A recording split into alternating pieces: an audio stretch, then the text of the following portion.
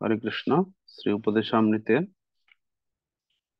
আমরা ইতিমধ্যেই ভূমিকায় শ্রীল প্রভুপাদের মনোভাব উদ্দেশ্য আলোচনা করেছি। প্রথম শ্লোক আমাদের আলোচনা হয়েছে ছয় বেগ, বাচবেগ, মনস ক্রোধবেগ, জিহ্বাবেগ, উদরোপস্থ বেগ। ছয় বেগের আলোচনা কিভাবে আমরা নিয়ন্ত্রণ করতে পারি কৃষ্ণ ভাবনামৃত অনুশীলনের মাধ্যমে, তার আলোচনা আমাদের হয়েছে। 2 নম্বর শ্লোক ছয় দোষ, ভক্তি জীবনের 6টি দোষ যা ভক্তিকে বিনষ্ট করে। অত্যাহার প্রয়াসশ্চ প্রজল্প নিয়মাগ্রহ জনসংঘস্য লৌলঞ্চ সরবীর ভক্তি বিনশ্যতি। তো 2 নম্বর শ্লোক প্রয়োজনের অতিরিক্ত আহার গ্রহণ বা প্রয়োজনাধিক অর্থ সঞ্চয়, পার্থিব সম্পদ লাভের জন্য অত্যধিক প্রচেষ্টা করা, কৃষ্ণবিহীন অনাবশ্যক গ্রাম্যকথন, পারমার্থিক জীবনে উন্নতি লাভের জন্য প্রয়াস না করে শুধুমাত্র শাস্ত্রের নিয়ম নীতিগুলি অনুসরণ করার জন্যই তাদের অনুশীলন করার প্রচেষ্টা, বা শাস্ত্রের নির্দেশ অমান্য পূর্বক ব্যক্তিগত খেয়াল বা ইচ্ছা অনুসারে কার্য সম্পাদন করার প্রচেষ্টা, কৃষ্ণ ভাবনা বিমুখ জড় বিষয়ী লোকের সঙ্গ করা, পার্থিব বিষয় লাভ করার বাসনায় ব্যাকুল হওয়া। কোনো ব্যক্তি যখন উপরিক্ত 6টি দোষের দ্বারা আবদ্ধ হয়ে পড়ে তখন তার পারমার্থিক জীবন বিনাশপ্রাপ্ত হয়। তো আমরা 2 নম্বর শ্লোকটাও আলোচনা করেছি। আহ এই পর্যন্ত আমরা যে আলোচনা করেছি, কারো কোনো প্রশ্ন রয়েছে? আমাদের 2 নম্বর শ্লোক পর্যন্ত আমরা আলোচনা করেছি, এর মধ্যে কোনো কোয়েশ্চেন কারো?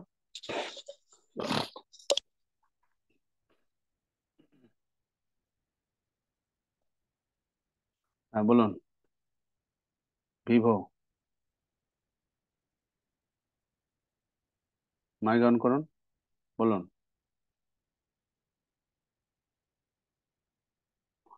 আপনার কথা শোনা যাচ্ছে না।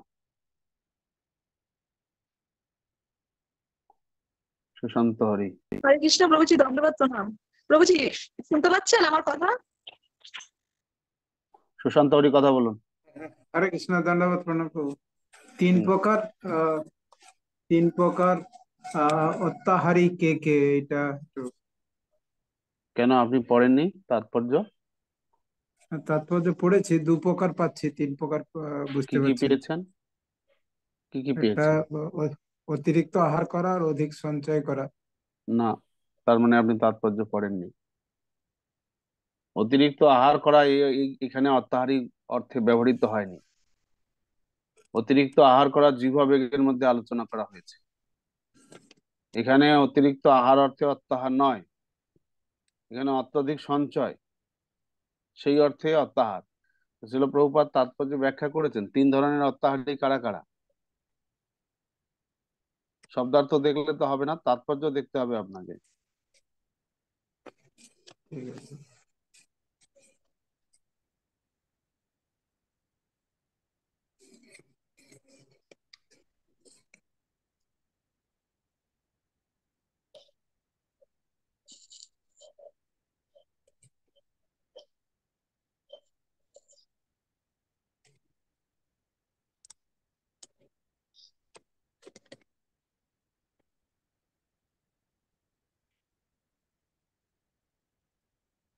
23 পৃষ্ঠায় বলা হয়েছে। শ্রীল ভক্তি সিদ্ধান্ত সরস্বতী ঠাকুর তার অনুবৃত্তি ভাষ্যে লিখেছেন যে জ্ঞানী বা মনোধর্মীদের জ্ঞান অর্জনের অতিশয় প্রয়াসও অত্যাহার, অর্থাৎ প্রয়োজনের অতিরিক্ত আহরণের চেষ্টা বলে পরিগণিত হয়।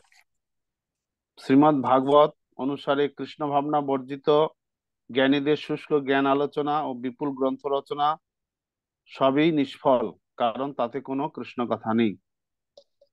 সেই রকম অর্থনৈতিক উন্নতির জন্য হরিবিমুখ কর্মীরা অনেক গ্রন্থ রচনা করেন, কিন্তু সে সব রচনাই অত্যাহারের পর্যায়ভুক্ত। তাহলে জ্ঞানীদের শুষ্ক জ্ঞান আলোচনা আর কর্মীদের অর্থনৈতিক উন্নতির জন্য গ্রন্থ রচনা, এ দুটোই অত্যাহার। আবার যারা অতিমাত্রায় ভোগী, যারা শুধু বৈজ্ঞানিক জ্ঞান আর অর্থনৈতিক উন্নতির প্রয়াসী, তাদের কৃষ্ণ সেবা বিমুখ প্রচেষ্টা সবই অত্যাহারের প্রভাবের অধীন। তো ভোগীদের অর্থ সঞ্চয়ের প্রচেষ্টা বা বৈজ্ঞানিক জ্ঞান আর অর্থনৈতিক উন্নতির যে প্রয়াস করেন, এটাও অত্যাহার। স্পষ্ট 3 রকম অত্যাহারের কথা এখানে বলা হয়েছে। জ্ঞানীদের জ্ঞান চর্চা, যারা অর্থনৈতিক উন্নতি করতে চান, তাদের জন্য তারা গ্রন্থ রচনা যারা করছেন, সেই সমস্ত কবি সাহিত্যিক, এবং যারা অতিমাত্রায় ভোগী, যারা শুধু বৈজ্ঞানিক জ্ঞান আর অর্থনৈতিক উন্নতির জন্য প্রয়াসী, তাদের কৃষ্ণ সেবা বিমুখ প্রচেষ্টা সবই অত্যাহারের প্রভাবের অধীন। এই তো 3 ধরনের: কর্মী, জ্ঞানী,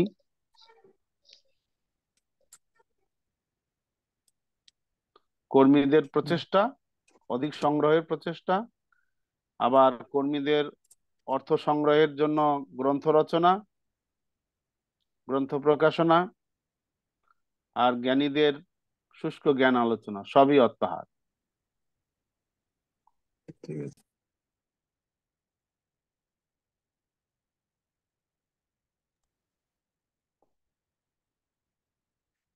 সজীব চক্রবর্তী।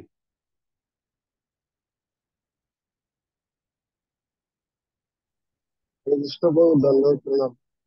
তবু আমি প্রথম শ্লোকের আলোকে মানে এই যে শব্দ গোস্বামী এই যে প্রায়শ্চিত্তের কথা নিন্দা করেছেন, এখানে একটি জিনিস আমি বুঝতে পারতেছি না। তিনি বলেছেন পাপ কর্ম কখনো পুণ্য কর্মের দ্বারা খণ্ডন করা যায় না। এই বিষয়টা একটু যদি জানতেন।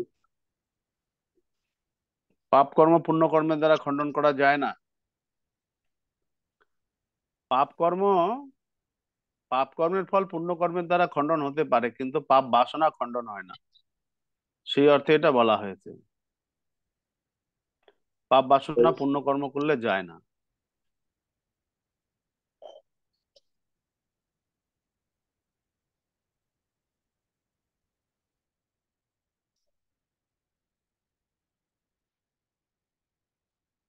প্রেমানন্দ হরিকীর্তন।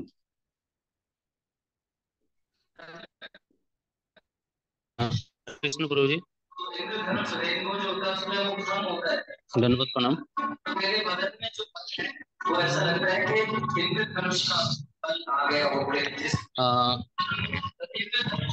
এই যে শ্লোক নাম্বার 2 এর যে অনুবাদ এখানে আছে, পারমার্থিক জীবনে উন্নতি লাভের জন্য প্রয়াস না করে শুধুমাত্র শাস্ত্রের নিয়ম নীতিগুলি অনুসরণ করার জন্যই তাদের অনুশীলন করার প্রচেষ্টা।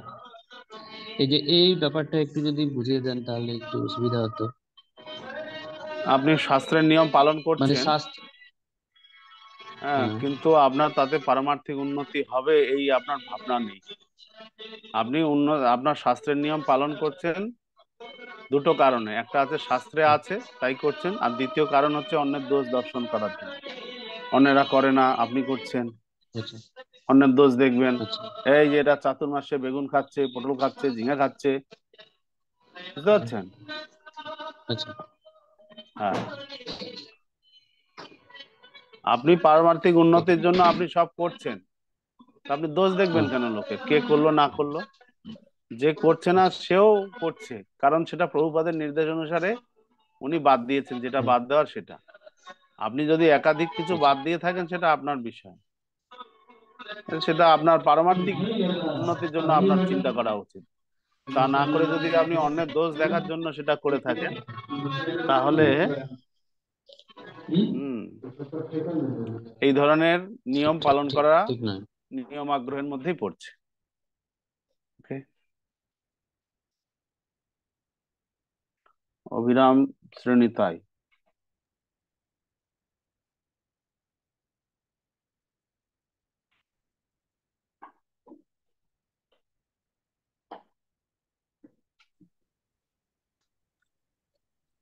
প্রভু আমার কথা শুনতে পাচ্ছেন?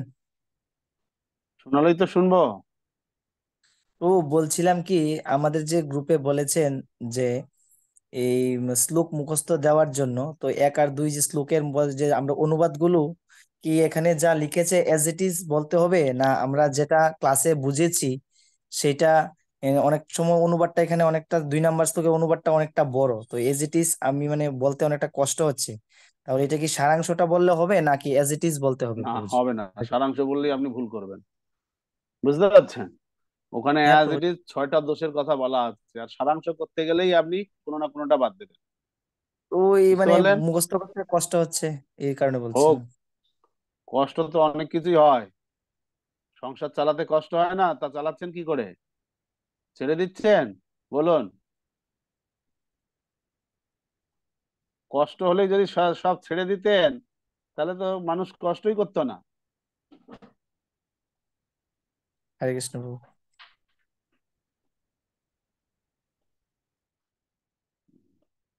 সনাতনী সুভদ্রা। হরে কৃষ্ণ। প্রভু বলছি, দ্বিতীয় নাম্বার শ্লোকে যে পয়া স্বচ্ছ, ওই জিনিসটা না আমার কোনোভাবে মুখ দিয়ে আসছে না, আমি উচ্চারণটা করতে পারছি না, আমি কাটাচ্ছি। প্রভু বলছে আমার ভুল হচ্ছে, পয়া স্বচ্ছটা আমার মুখ দিয়ে উচ্চারণ করতে আমি পারছি না। প্রয়াসশ্চ, প্রয়াসশ্চ, প্রয়াসশ্চ,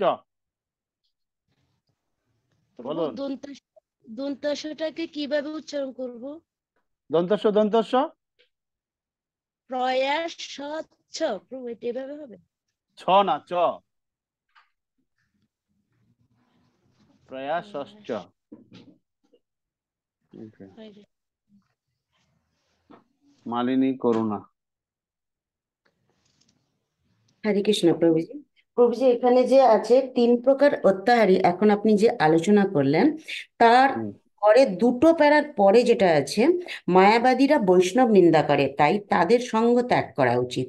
এছাড়া হুম। জড়সুখে আগ্রহী ভুক্তিকামী, আহ, তারপরে আসছে মুক্তিকামী, সিদ্ধিগামী, এই 3টে লিখলে হবে? হ্যাঁ, এখানে তাও হবে। সিদ্ধিকামী যারা অষ্টসিদ্ধি লাভ করার জন্য, অষ্টাসিদ্ধি লাভ করার জন্য প্রয়াসী, তাদেরকে অত্যাহারী বলা হয়। যারা ভোগের প্রচেষ্টা করছেন, ভোগের জন্য নানান রকম গ্রন্থ লিখছেন, বৈজ্ঞানিক প্রযুক্তি ব্যবহার করে অর্থ উপার্জন করছেন, তারাও অত্যাহারী। জ্ঞানী যারা নির্বিশেষবাদী, তাদের জ্ঞান চর্চা এবং মুক্তি লাভের প্রচেষ্টা, সেটাও অত্যাহারী। ভোগী, যোগী আর ভক্তিযোগী, মুক্তিকামী এবং ভক্তিযোগী না। ভক্তিকামী সরি, ভক্তিকামী, মুক্তিকামী, সিদ্ধিকামী। হ্যাঁ, 3 প্রকার অত্যাহারী। হ্যাঁ। পরমানন্দ গোপেশ। হরে কৃষ্ণ। বললাম, আচ্ছা, আমি বলতে চাই, দুটো শ্লোক দেওয়ার পর আমার গলাটা ধরে গেছে। এই গলা ধরা হুম, অবস্থায় দুটো শ্লোক দিতে পারবো? না, গলাটা আগে ছাড়ুক। 2টা শ্লোক মুখস্থ করতে করতে আপনার গলা ধরে গেলে, তা আপনি তাহলে কি বিশাল একটু কমপ্লেন করলেন। হ্যাঁ, না না, এই শ্লোক ধরনের কিন্তু কমপ্লেন আমি আজ হয়নি পর্যন্ত বাবুজি। পাইনি। ও না না, ও সেই সেজন্য সেজন্য নয়, সেজন্য নয়। ঠান্ডা গরম জলে স্নান করছেন আপনি, আর সেই জন্য আপনার গলা ধরেছে। আর আপনি শ্লোক মুখস্থ করতে করতে গলা ধরছেন, আপনি কি কমপ্লেন করছেন? শ্লোক মুখস্থ সব হয়ে গেছে, কিন্তু বলতে গলা আটকে যাচ্ছে, আমার গলা ধরে যাচ্ছে, ধরে গেছে। গলা ঠিক হয়ে গেলে করবেন। Okay. ঠিক আছে, ঠিক আছে, ধন্যবাদ বাবুজি। শঙ্কর্ষণ বলরাম। হরে কৃষ্ণ প্রভু। প্রভু, আমরা যে যে অ্যাসাইনমেন্ট জমা দেওয়ার জন্য প্রভু বন্ধ বই পরীক্ষার যে প্রশ্নগুলা, এগুলা কি প্রভু লিখে নিব? হ্যাঁ, লিখে রাখুন। তো প্রভু, কেউ কেউ লিখতেছে, আবার কেউ কেউ মানে আপনার আদেশের ইচ্ছা ইয়ে আছে। এখন কি প্রভু আমি লিখে নিব কি নাকি, এটা জিজ্ঞেস করি। লিখে রাখুন, যেটা আর প্রভু ভালো আরেক, হবে সেটা জমা দেবেন।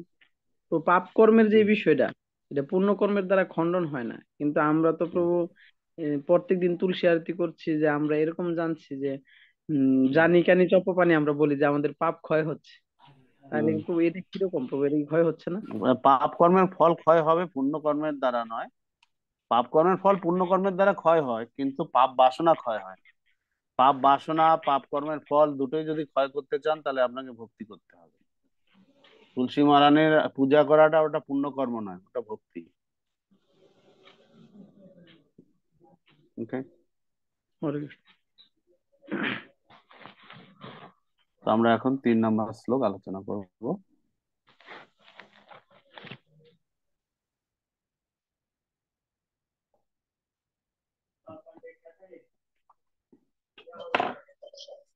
ছয় গুণ, ছয় দোষ আলোচনা হয়েছে, ছয় বেগ দমনের কথা আলোচনা করা হয়েছে, ছয় দোষ থেকে কি করে মুক্ত হতে পারি সেটাও আলোচনা হয়েছে।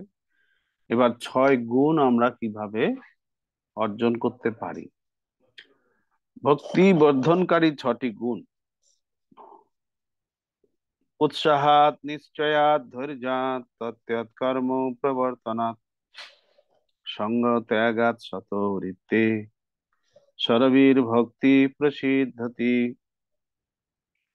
উৎসাহাৎ, নিশ্চয়াৎ, ধৈর্যাৎ, তত্ত্বাৎ, কর্ম প্রবর্তনাৎ, সঙ্গ ত্যাগাৎ, শত বৃত্তে, সরবীর ভক্তি প্রসিদ্ধতি।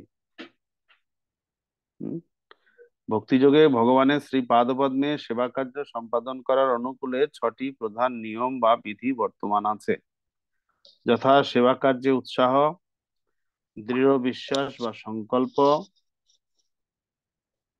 ধৈর্য ধারণ, নববিধা ভক্তির বিধি অনুসারে সেবা কার্য সম্পাদন, আসক্তি ও অসৎসঙ্গ ত্যাগ, অসৎসঙ্গ ত্যাগ, পূর্বতন আচার্য বর্গের পদাঙ্ক অনুসরণ। এই 6টি বিধি অনুসারে পারমার্থিক জীবন যাপন করলে ভক্তিযোগে অবশ্যই সিদ্ধি লাভ হবে।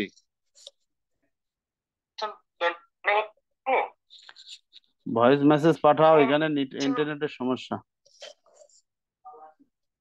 ভয়েস মেসেজ পাঠাও, ঠিক আছে?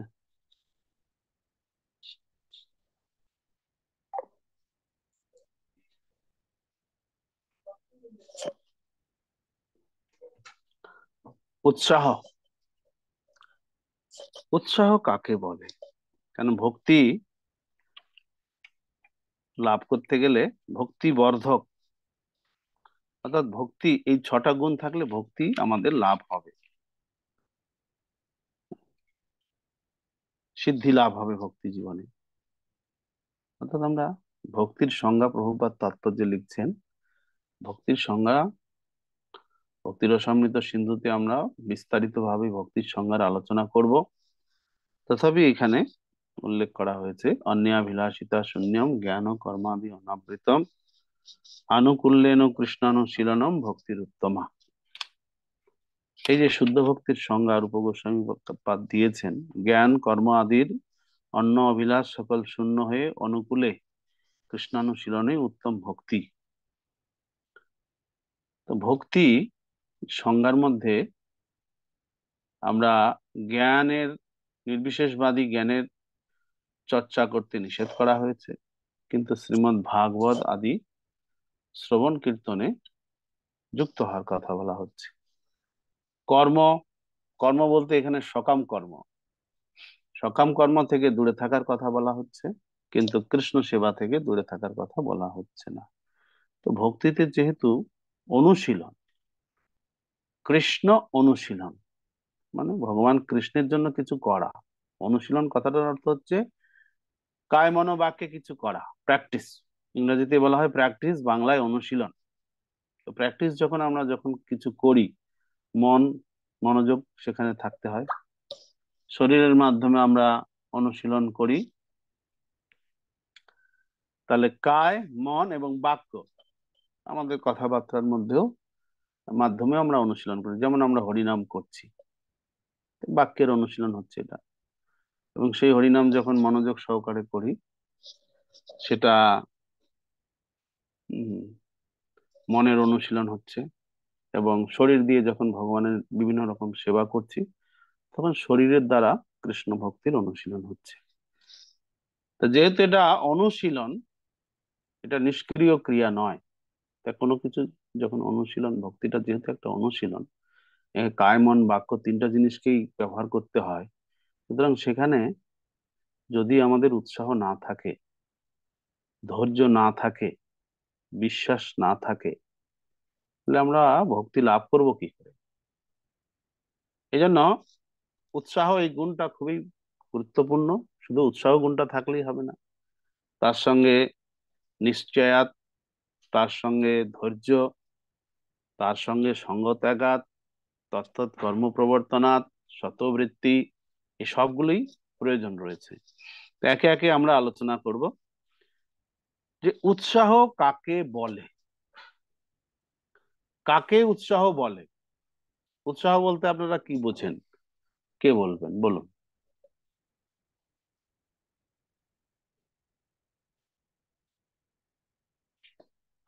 সর্বলীলাময়, বলুন।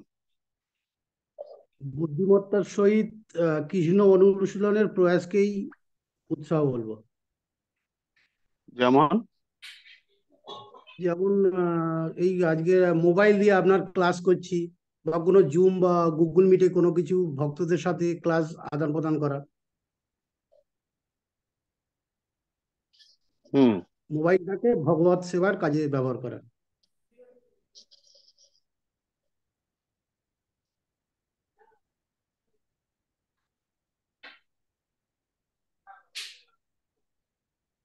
আর কেউ?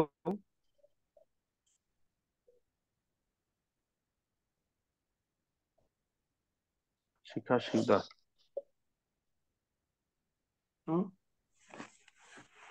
হরে কৃষ্ণ বাবু, সাউন্ড শোনা যায়? বলুন। উৎসাহ বলতে আমরা সাধারণত বুঝি স্বতঃস্ফূর্ত ভাবে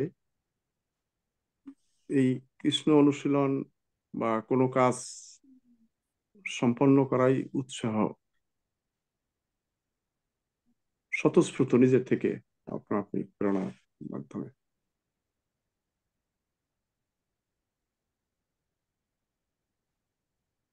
স্বতঃস্ফূর্ত ভাবে কোনো কাজ সুসম্পন্ন করা, যেমন কৃষ্ণ অনুশীলন করা, কৃষ্ণ নাম করা বা অর্চন করা, বন্ধন করা, এটা নিজের থেকে স্বতঃস্ফূর্ত ভাবে এটি আসতে থাকবে বা করতে হবে।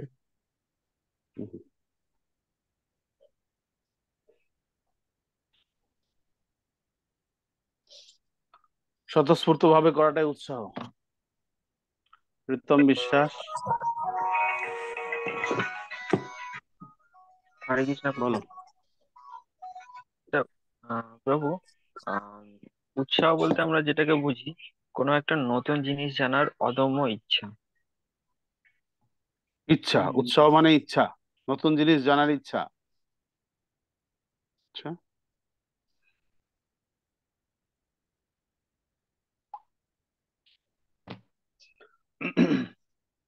প্রীতিপূর্ণা চিত্রা দেবী। হরে কৃষ্ণ প্রভুজি। এখানে উৎসাহ উৎসাহ বলতে বোঝাচ্ছে মানে প্রচন্ড আগ্রহের সঙ্গে, তার মানে আমি সব এই যে জানো সেই 28 তারিখে সম্ভবত যে ক্লাসটা হয়েছিল, দুদিন আগে যে ক্লাসটা হয়েছিল, এবার তারপরে একটা ক্লাস হওয়ার কথা ছিল, আপনি হয়তো কোনো কারণে ক্লাসটা করতে চাইছিলেন, মানে পারেননি। তো ওই ক্লাসটার জন্য আগ্রহ হয়ে থাকা সারাদিন, যে কখন ক্লাসটা করব বা কি করব, হয়নি, যে 100 দিন হয়নি কোনো কারণে। আবার আজকের এই যে ক্লাসটা হবে এটা আমি নিশ্চিত একদম ছিলাম, যেহেতু আপনি কোনো মেসেজ করেননি।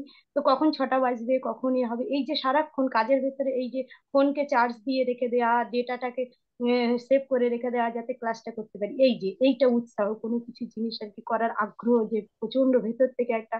অনেক সময় আমাদের অনেক নিয়ম পালন করতে হয়, অনেক কিছু করতে হয়, কিন্তু সেই করতে হয় তাই করছি, জাস্ট করতে হয় তাই করছি।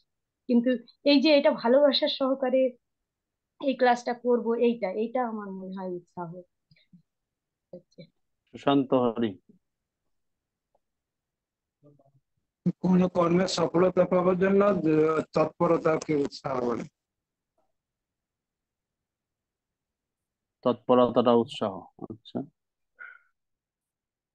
জয়।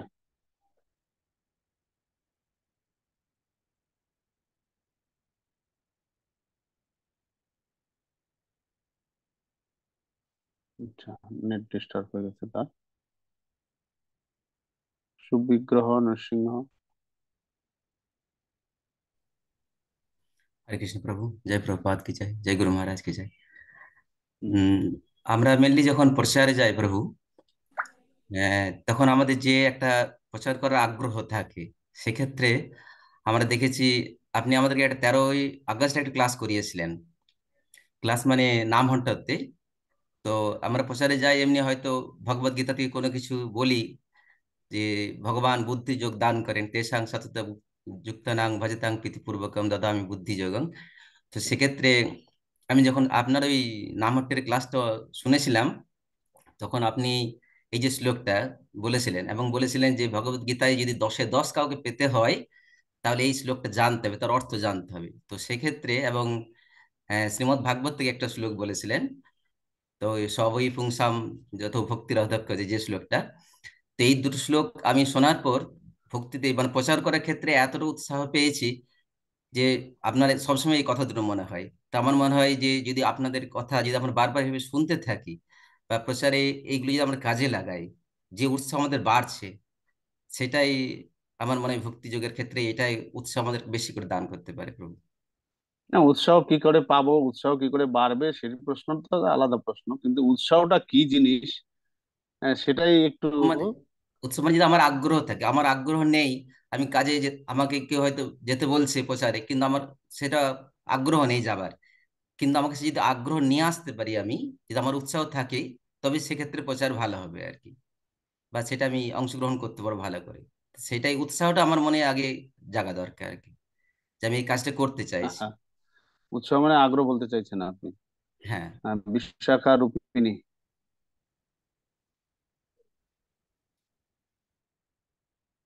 বিশাখা রূপিণী। হরে কৃষ্ণ, প্রণাম প্রভু। উৎসাহ মানে হচ্ছে কর্ম। প্রত্যেকের ভগবানের জন্য ভগবানের সেবা করা উচিত। কর্ম মানে ভগবানের সেবা করা উচিত, ভগবানের ভক্তের সেবা করা উচিত। উৎসাহ মানে সেবা করা? না, উৎসাহ মানে হচ্ছে কর্ম। কর্মটা উৎসাহ? কর্ম করা উচিত ভগবানের জন্য। ভগবানের জন্য কর্ম করাটাই উৎসাহ। রোহিণী মহাপাবনী। হরে কৃষ্ণ প্রভু, প্রণাম প্রভু। এই উৎসাহ মানে কর্ম, এখানে আমরা এই যে তাৎপর্যের ভিতরে আমরা পেয়েছি উৎসাহ উৎস মানে কর্ম। প্রভুপাদ বলেছে উৎসাহ মানে কর্ম করাটা, যে করব ভগবানের জন্য, যে কৃষ্ণের জন্য যে কর্মটা আমরা করব, যে সেই কর্মের প্রতি একটা উৎসাহ, মানে সেটার প্রতি আবার তো যে আবার আগ্রহ, কর্মের প্রতি এটাই উৎসাহ, তার মানে উৎসাহ মানে কর্ম উৎসাহ। নয়। একবার বলছেন উৎসাহ মানে কর্ম, আবার ভগবানের প্রতি সেবা যে একটা করব সেটা উৎসাহ।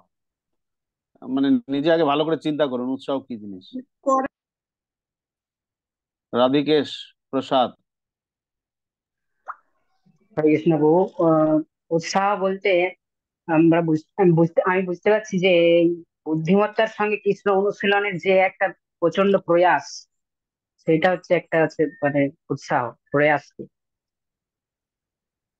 পরমানন্দ, প্রয়াসটা উৎসাহ। প্রয়াস মানে প্রচেষ্টা। হ্যাঁ। প্রয়াস অর্থ প্রচেষ্টা বা পরিশ্রম।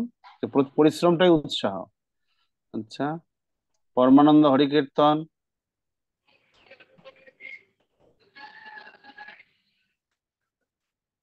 হরে কৃষ্ণ প্রভু। উৎসাহ মানে হচ্ছে তীব্রতা। তীব্রতার সঙ্গে আমরা কৃষ্ণ ভক্তি অনুশীলন যদি করি তাহলে সেটাই হবে সার্থক।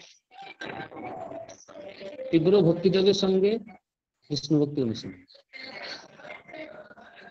আচ্ছা, চন্দ্রশেখর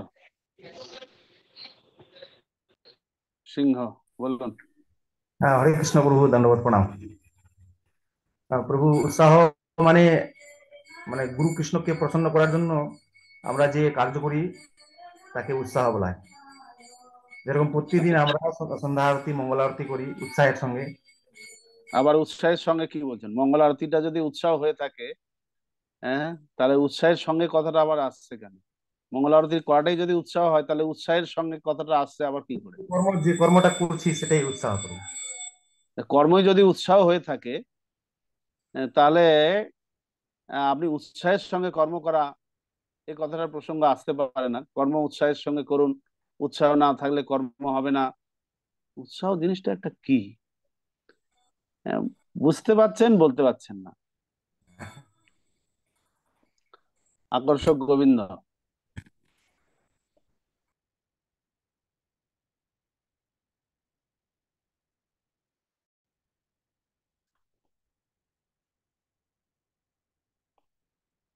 স্যামসাং,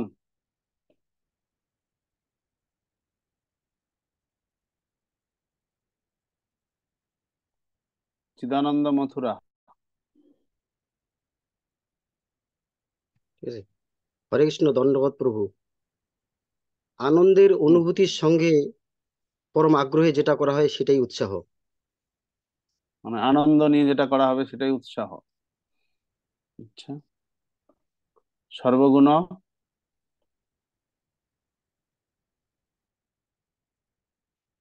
সুচিত্রা, সর্বগুণা সুচিত্রা।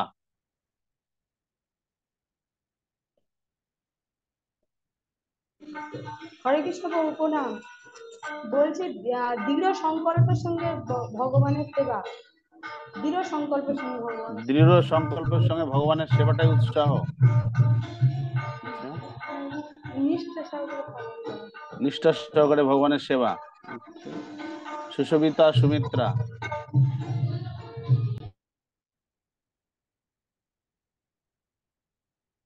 হরে কৃষ্ণ প্রভু, দণ্ডবত প্রণাম। আপনি সময় সুমিত্রা মতো হলেন কবে? না প্রভু, আমার ওয়াইফ এই যে আমি প্রভু, পাশেই আপনি কি আছে।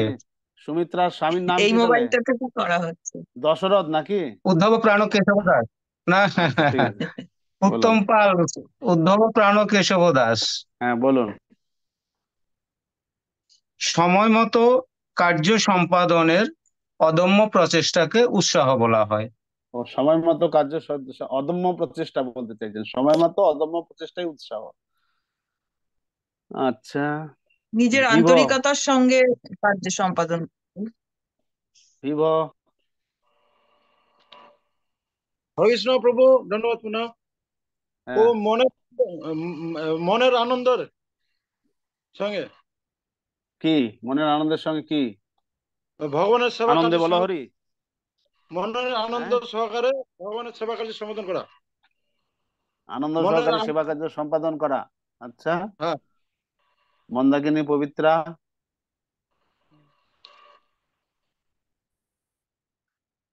হরে কৃষ্ণ প্রণাম প্রভু। প্রাণবন্ত ভাবে কোনো কাজ উৎসাহ সহকারে করা। প্রাণবন্ত ভাবে মানে? মানে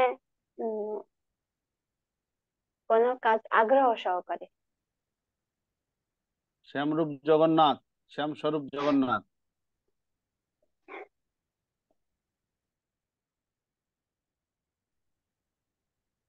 সেবা কাজে প্রচেষ্টা। সেবা কার্যে প্রচেষ্টায় উৎসাহ। রেখা রানী।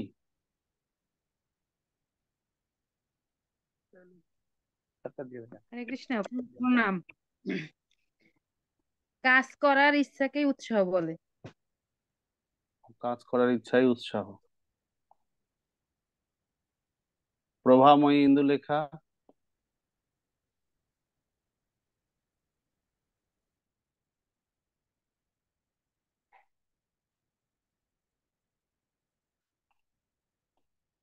শ্রীমতী বিষ্ণুপ্রিয়া।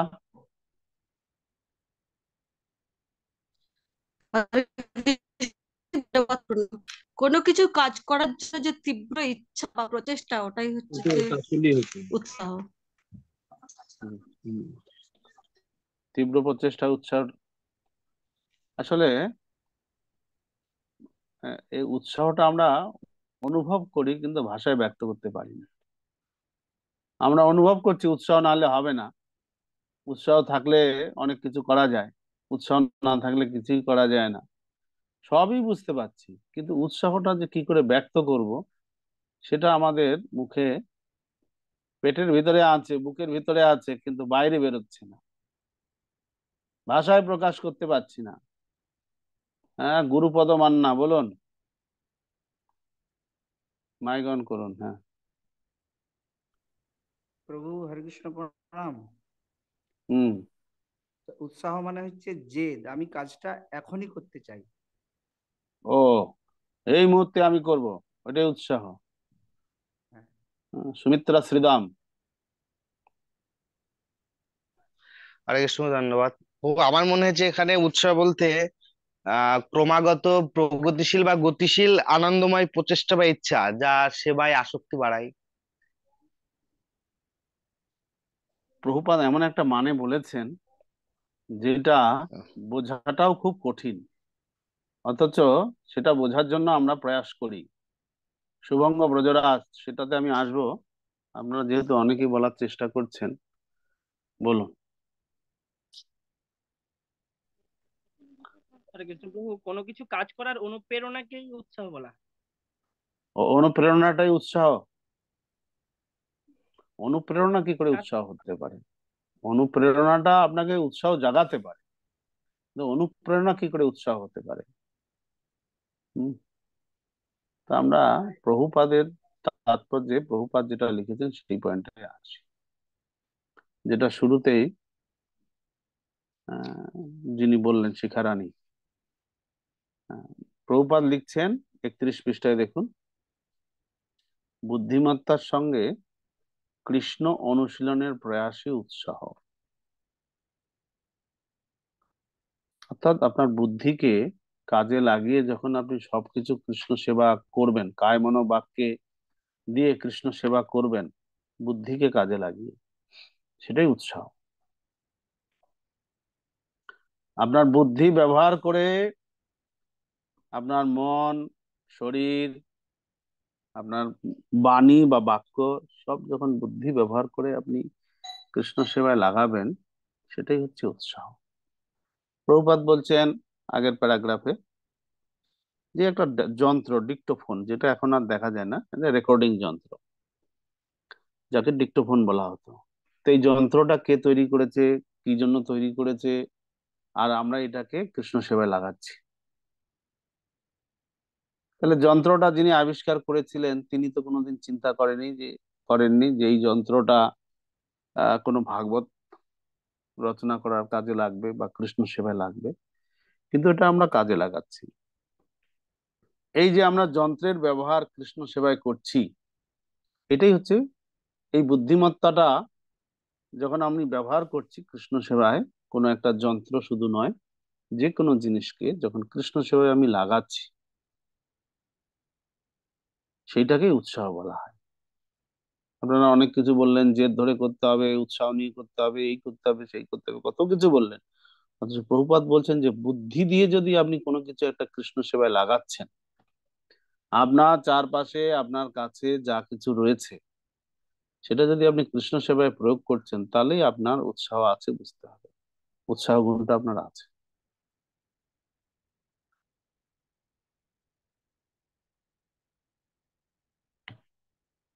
এটাকে উৎসাহ বলা হচ্ছে। অনেক সময় আমাদের অনেক জিনিস থাকে, পড়ে থাকতে থাকতে নষ্ট হয়ে যায়। সবকিছু কৃষ্ণের, সবকিছু কৃষ্ণ সেবায় লাগানো যায়, তা আপনার উৎসাহ নেই, তাই আপনি জিনিসটা নষ্ট করে ফেলে দিচ্ছেন, কিন্তু কৃষ্ণ সেবায় লাগাচ্ছেন না। তো বুদ্ধি খাটিয়ে যদি সেই জিনিসটাকে আপনি কৃষ্ণ সেবায় ব্যবহার করেন, তাহলেই আপনার এই যে ব্যবহার করছেন কৃষ্ণ সেবায় কোনো একটা জিনিসকে, সেটাই উৎসাহ। উৎসাহ মানে লাফালাফি করা, ঝাপাঝাপি করা, দৌড়োদৌড়ি করা, এটাই উৎসাহ নয়। উৎসাহ মানে বুদ্ধি দিয়ে কোনো জিনিসকে বা নিজের সময়কে বুদ্ধি খাটিয়ে বের করে কৃষ্ণ সেবায় ব্যবহার করছেন, এটাই উৎসাহ। এই যে আপনারা, মাতাজি একজন বললেন যে মোবাইলের চার্জটা ঠিক রেখেছেন, ডাটাটা সেভ করেছেন, সন্ধ্যায় ক্লাসটা শুনতে হবে আমাকে, এই যে বুদ্ধিমত্তার প্রয়োগ, এটাই উৎসাহ।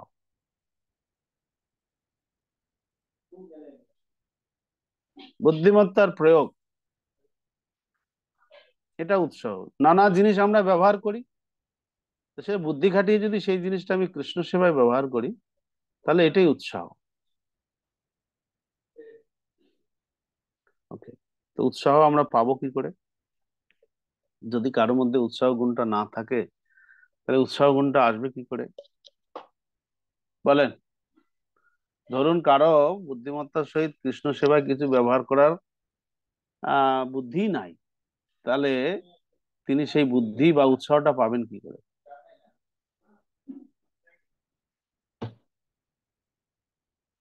কি করে পাওয়া যাবে উৎসাহ?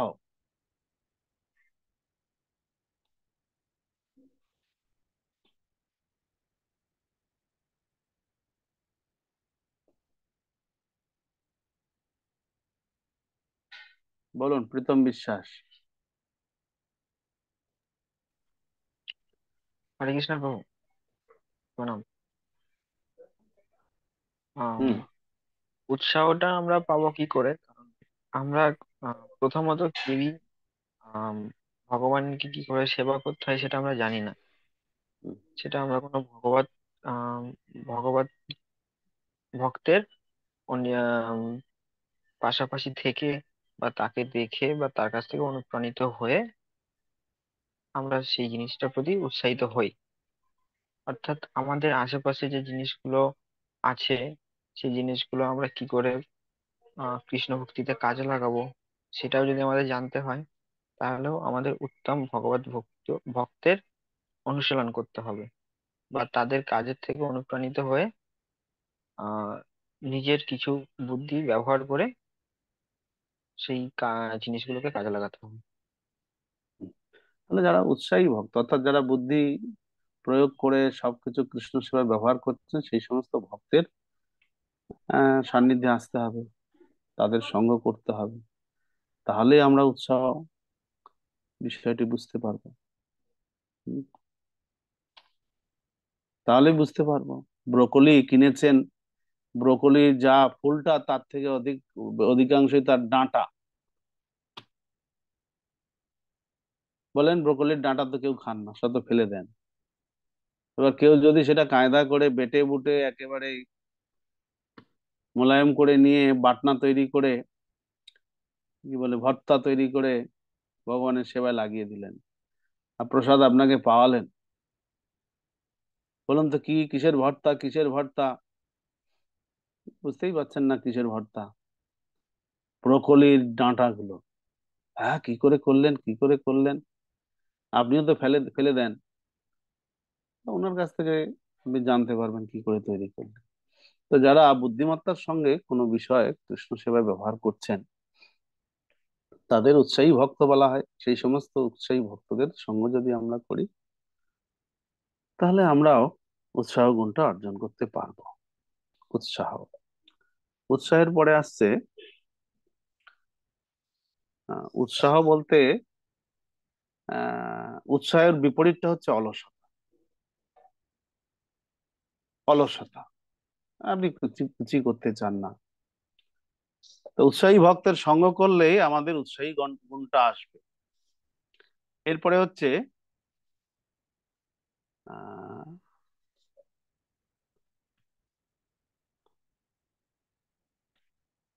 উৎসাহ সম্পর্কে প্রভুপাদ এই প্যারাগ্রাফে লিখেছেন, বুদ্ধিমত্তার সঙ্গে কৃষ্ণ অনুশীলনের প্রয়াসী উৎসাহ সবকিছুই সুষ্ঠুভাবে ভগবত সেবায় নিয়োগের উপায় কেবল ভক্তেরাই উদ্ভাবন করতে পারেন। নির্বন্ধ কৃষ্ণ সম্বন্ধে যুক্ত বৈরাগ্য মুচ্ছতে নিষ্ক্রিয় অলস ধ্যান যোগ দ্বারা ভগবত ভজন হয় না। ভগবত সেবা মানে গতিশীল কৃষ্ণ কর্ম, আর সেই হলো পারমার্থিক জীবনের ভিত্তি বা পুরোভোগ। উম, যে কোনো জিনিসকে কৃষ্ণ সেবায় ব্যবহার করার কৌশল ভক্তরাই জানে। তো সেই ধরনের ভক্তের সান্নিধ্য যখন আমরা পাবো, তাদের আনুগত্যে যখন আমরা ভগবত সেবায় যুক্ত হব, তখন অবশ্যই আমরাও উৎসাহ গুণটা লাভ করব বা আমরাও শিখবো কিভাবে সবকিছু জিনিসকে কৃষ্ণ সেবায় ব্যবহার করা যায়। এরপরে আসছে উৎসাহাত নিশ্চয়াত। নিশ্চয়াত কথাটার অর্থ হচ্ছে দৃঢ় বিশ্বাস। দৃঢ় বিশ্বাসটাকে বলা হয় নিশ্চয়াত। যদি আপনার সংশয় থাকে কোনো বিষয়ে তাহলে আপনি কখনো দৃঢ় বিশ্বাসী হতে পারবেন না। আপনার যদি সংশয় থাকে কোনো বিষয়ে তাহলে আপনি কখনোই দৃঢ় বিশ্বাসী হতে পারবেন না। তাহলে নিশ্চয়াত কথাটার অর্থ হচ্ছে দৃঢ় বিশ্বাস। ভগবদ গীতায় আমরা দেখেছি, সেখানে বর্ণনা করা হয়েছে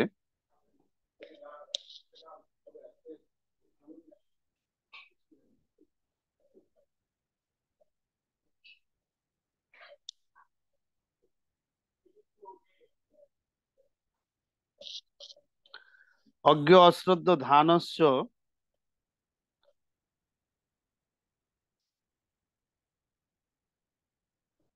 অজ্ঞ অশ্রদ্ধ ধানস্য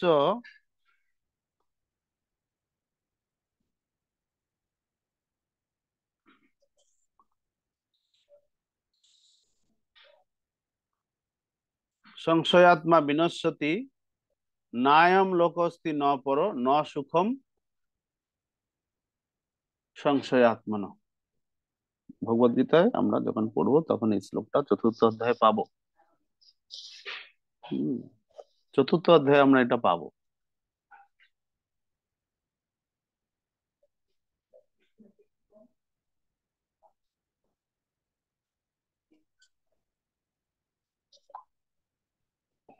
তো সংশয় যদি কোনো বিষয়ে কারো থেকে থাকে তাহলে তিনি কখনো তার ভক্তিযোগে কখনোই মঙ্গল হবে না, অর্থাৎ ভক্তিযোগে তিনি অগ্রসর হতে পারবেন না যদি সংশয় থাকে যে এই যে করব, এই পথে আসবো, আসলে কি ভগবত ধাম আছে না ভগবান আছে, এই যদি সংশয় থাকে, শাস্ত্রের কথায় যদি আপনার বিশ্বাস না থাকে, তাহলে আপনি কখনোই ভক্তিতে অগ্রসর হতে পারবেন না। এই জন্য অবশ্যই প্রথমে আমাদেরকে দৃঢ় বিশ্বাসী হতে হবে, শাস্ত্রে যা বলা হয়েছে সব ঠিক।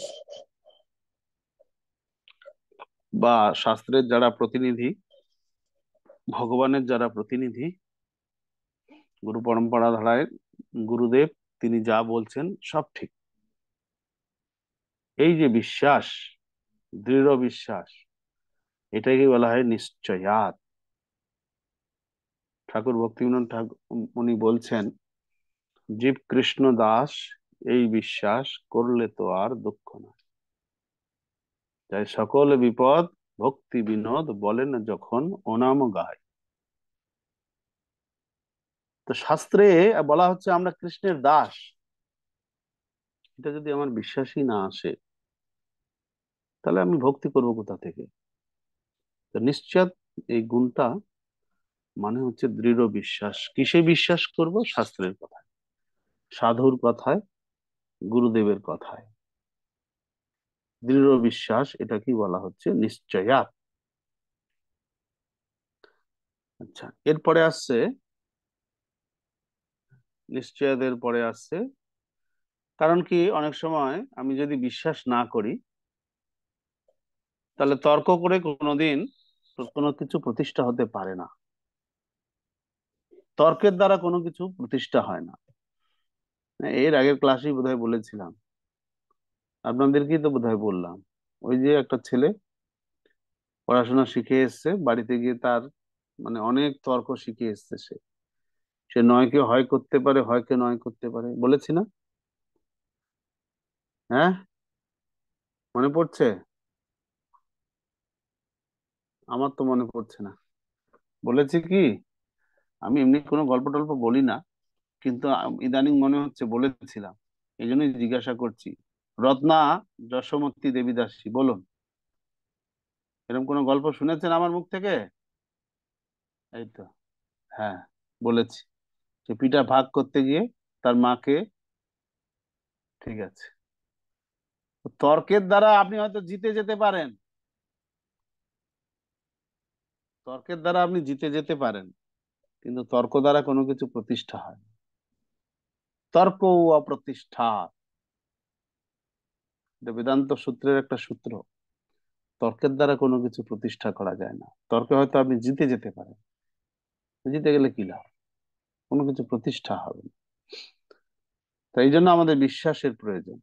দৃঢ় বিশ্বাস যার যত হবে তত তিনি ভক্তিতে উন্নতি সাধন করবেন, এটা কি বলা হচ্ছে? নিশ্চয়াত। এর পরেরটা হচ্ছে ধৈর্যাত। ধৈর্যাত, ধৈর্যটা অর্থ হচ্ছে ধৈর্য। তাড়াতাড়ি হবে না, ধৈর্য ধরতে হবে। সবকিছু তাড়াতাড়ি হয় না। প্রভুপাদ একটা উদাহরণ দিচ্ছেন, এই ধরুন কারো বিবাহ হলো, তার স্ত্রী যদি পরের দিনই বলে না আমার একটা সন্তান লাগবে এক্ষুনি, সম্ভব? কখনোই সম্ভব না। তাকে ধৈর্য ধরে পতির সেবা করতে হবে, তাহলে একটা সময় তিনি সন্তান প্রাপ্ত হবেন। এই জন্য শুরুতেই প্রভুপাদ লিখছেন, ধৈর্যহীনের কৃষ্ণ প্রাপ্তি হয় না।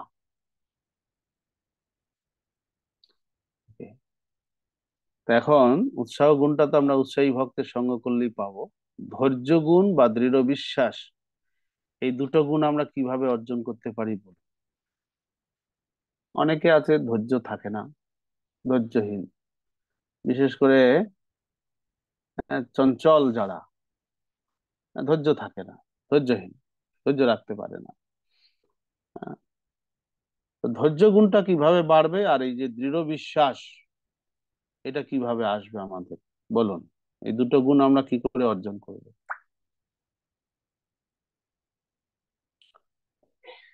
সর্বলীলাময়। প্রথমে বলার চেষ্টা করছি, ধৈর্য, বেশি বেশি ভগবানের কথা শ্রবণের মাধ্যমে ধৈর্য বাড়ার প্রবণতা থাকবে।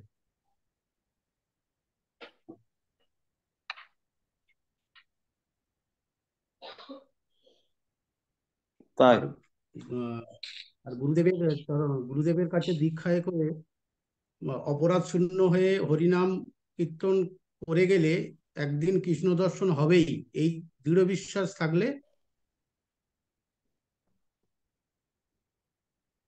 দৃঢ় বিশ্বাস বাড়বে, বাড়বে কি করে? গুরুদেবের প্রতি বিশ্বাস করে অপরাধ শূন্য হয়ে কৃষ্ণ নাম করে যেতে হবে। আচ্ছা, যে অপরাধ একদিন শূন্য হয়ে কৃষ্ণ নাম করলে বিশ্বাস বাড়বে। আর তার ধৈর্য? ধৈর্য বেশি বেশি করে নাম কীর্তন শ্রবণ করার মাধ্যমে।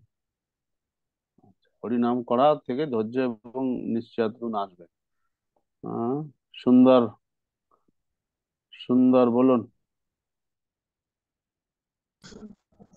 প্রভু, ধন্যবাদ, প্রণাম।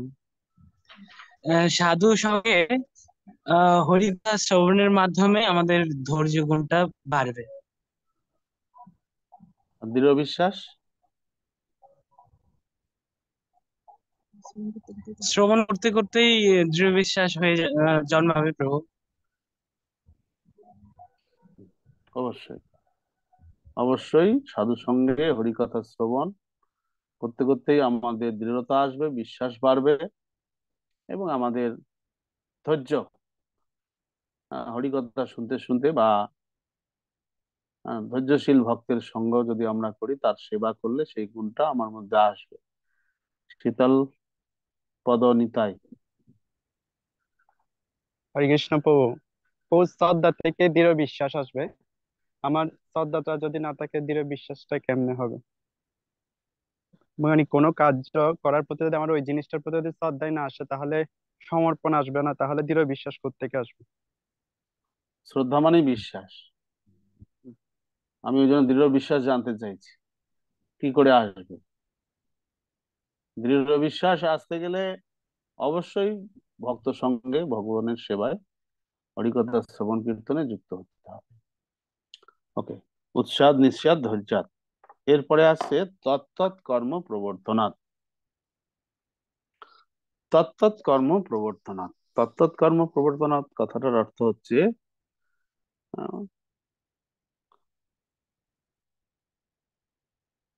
ভক্তির, বৈদিক ভক্তির নিয়ম কানুন পালন। প্রভুপাদ লিখছেন তত্তৎ কর্ম প্রবর্তনাৎ মানে হচ্ছে বৈদিক ভক্তির নিয়ম কানুন যেগুলি আছে সেগুলি পালন করা। ধৈর্য গুণটি বৃদ্ধি করার ক্ষেত্রে আমরা আরেকটা 6 বেগ যদি আমাদের দমন হয়ে থাকে, তাহলে আমাদের ধৈর্য গুণ আসবে। বাক্যের বেগ, মনের বেগ, ক্রোধের বেগ, উদর বেগ, উপস্থ বেগ, এগুলো যদি দমন করতে পারি, নিয়ন্ত্রণ করতে পারি, তাহলে ধৈর্য বাড়বে। মনে করুন ক্ষুধায় পেট চোঁচো করছে, উদর বেগ, শুধু মনে হচ্ছে যে কিছু খেলে ভালো হয়, কিছু খেলে ভালো হয়। সহ্য করুন, সহ্য করুন, যে আর একটু, এই তো আর এই মালাটা শেষ করেই খাবো। আবার একটা মালা শুরু করে দেন, মালা শেষ হওয়ার সাথে সাথে মন বলবে কি হলো কি হলো, খাবে বললে যে না, এটা শেষ হোক তারপরে খাবো। বুঝতে পারছি? এইভাবে আমরা 6 বেগ দমন হলেও ধৈর্য গুণ আমরা অর্জন করতে পারি। 6 বেগ দমন হলেও ধৈর্য গুণ আমাদের বাড়বে। আর অনর্থ যখন আমাদের দূর হবে, হরিকথা, হরিনাম, ভক্ত সেবা, ভগবানের সেবা করতে করতে যখন অনর্থ দূরীভূত হবে, তখন আমাদের দৃঢ় বিশ্বাস আসবে। প্রথমত শাস্ত্রের কথাই বিশ্বাস হয়, তারপরে শাস্ত্র শ্রবণ করতে করতে, শাস্ত্র অনুসারে চলতে চলতে আমাদের সাধুদের কথায় বিশ্বাস হয়। এরপরে আমরা আসছি তত্ত্বৎ কর্ম প্রবর্তনাৎ। তার মানে হচ্ছে, প্রভুপাদ লিখছেন তত্ত্বৎ কর্ম প্রবর্তনাৎ কথাটার অর্থ হচ্ছে যে সমস্ত ভক্তির অনুশীলনের জন্য যা নির্দেশ দেওয়া হয়েছে, নিয়ম কানুন দেওয়া হয়েছে। পূর্বেই বলা হয়েছে যে আলস্য জড়তা ত্যাগ করে উৎসাহের সঙ্গে বৈদিক ভক্তির নিয়ম কানুন পালন করতে হবে। এটাকেই ব্র্যাকেটে প্রভুপাদ তত্ত্বৎ কর্ম প্রবর্তনাৎ লিখছেন। নিয়ম কানুন পালনে অবহেলা করলে ভক্তি নাশ হবে, আর নিয়ম কানুন পালনে অবহেলা করলে ভক্তি নাশ হবে, আর নিয়ম কানুন পালনে অতি আগ্রহ দেখালে তো সেটা নিয়মাগ্রহ দোষ হবে।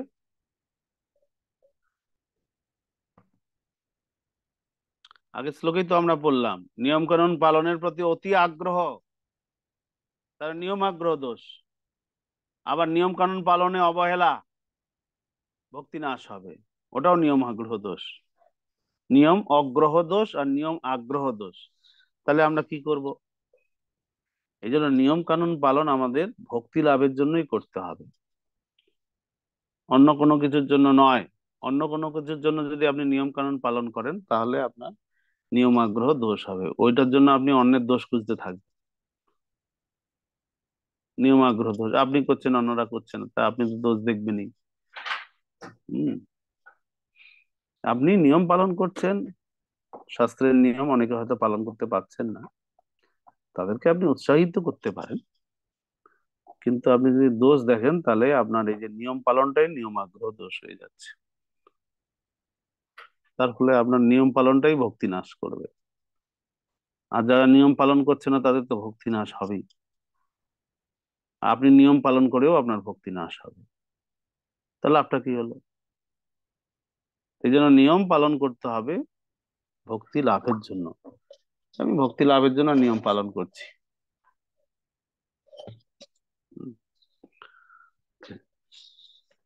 তাহলে বিধি এবং নিষেধ, কি কি বিধি আছে, কি কি নিষেধ আছে আমাদের ভক্তি জীবনে, এগুলি আমরা ভক্তি রসামৃত সিন্ধু যখন পড়বো, সেখানে বিস্তারিত ভাবে দেওয়া আছে।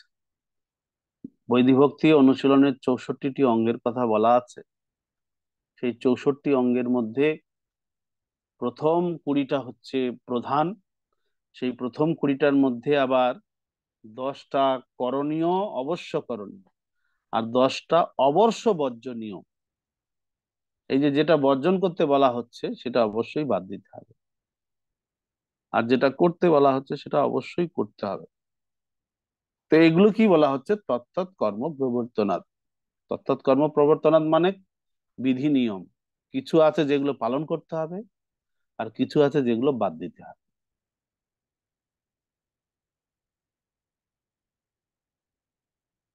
তো এই 64 ভক্তির অঙ্গের মধ্যে, বৈদিক ভক্তির 64 অঙ্গের মধ্যে প্রথম 20টার মধ্যে 10টা করণীয়, 10টা অকরণীয়। 10টা করণীয়র মধ্যে কি কি আছে না, প্রথম করণীয় হচ্ছে গুরুদেবের চরণাশ্রয় করতে হবে। গুরুদেবের চরণাশ্রয় না করলে আপনার ভক্তি শুরুই হচ্ছে না, আপনার ভক্তি শুরুই হয়নি গুরু চরণাশ্রয় যদি না করছেন। অবশ্যই করতে হবে।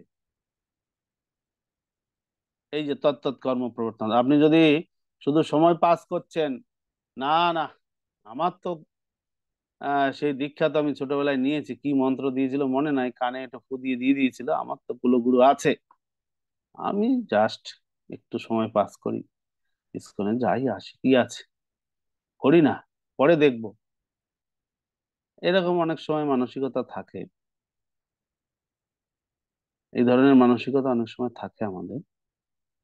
দীক্ষা জিনিসটা কি আমরা পাবো, এই উপদেশামৃতেই দীক্ষা সম্বন্ধে বলা আছে। 5 নম্বর শ্লোকে গেলেই দীক্ষা জিনিসটা জানতে পারবে। সে আপনি কুল দেবতার কাছেই দীক্ষা নেন আর কুল গুরুর কাছেই দীক্ষা নেন, দীক্ষা কি আদৌ আপনার হয়েছে সেটা ব্যাখ্যা করা আছে সেখানে। এখন ভক্তি যদি আপনাকে করতে হয়, তাহলে সদ্গুরুর চরণাশ্রয় আপনাকে করতে হবে। চরণাশ্রয় করার পরে আপনাকে দীক্ষা নিতে হবে। গুরু সেবা করতে হবে, তারপরে গুরুদেবের কাছ থেকে শাস্ত্র অধ্যয়ন করতে হবে। এগুলো পরপর করণীয় বলা আছে। অকরণীয়র মধ্যে কি আছে? অকরণীয়র মধ্যে আছে আহ, দেব দেবীদের নিন্দা করা যাবে না, বহু গ্রন্থ অধ্যয়ন করা যাবে না, বড় মন্দির তৈরি করা যাবে না, বহু শিষ্য গ্রহণ করা যাবে না। তারপরে আছে অন্যের দোষ দর্শন করা যাবে না, আত্মীয় স্বজন বিয়োগে ভেঙে পড়লে চলবে না। এগুলি অনেক আছে যেগুলি অকরণীয়। 10টা অবশ্যই এগুলো বাদ দিতে হবে, করা যাবে না এই সমস্ত জিনিস। তো এগুলি আমরা ভক্তি রসামৃত সিন্ধু যখন পড়বো তখন বিস্তারিত আলোচনা করব। তো তত্তৎ কর্ম প্রবর্তনাৎ কথাটার অর্থ হচ্ছে ভক্তি যোগ অনুশীলনের যে নিয়ম কানুনগুলি রয়েছে, সেই নিয়ম কানুনগুলির মধ্যে যেগুলি করণীয় সেগুলোকে অবশ্যই করা, আর যেগুলি অকরণীয় সেগুলোকে অবশ্যই বর্জন করা। এটাকেই বলা হচ্ছে তত্তৎ কর্ম প্রবর্তনাৎ।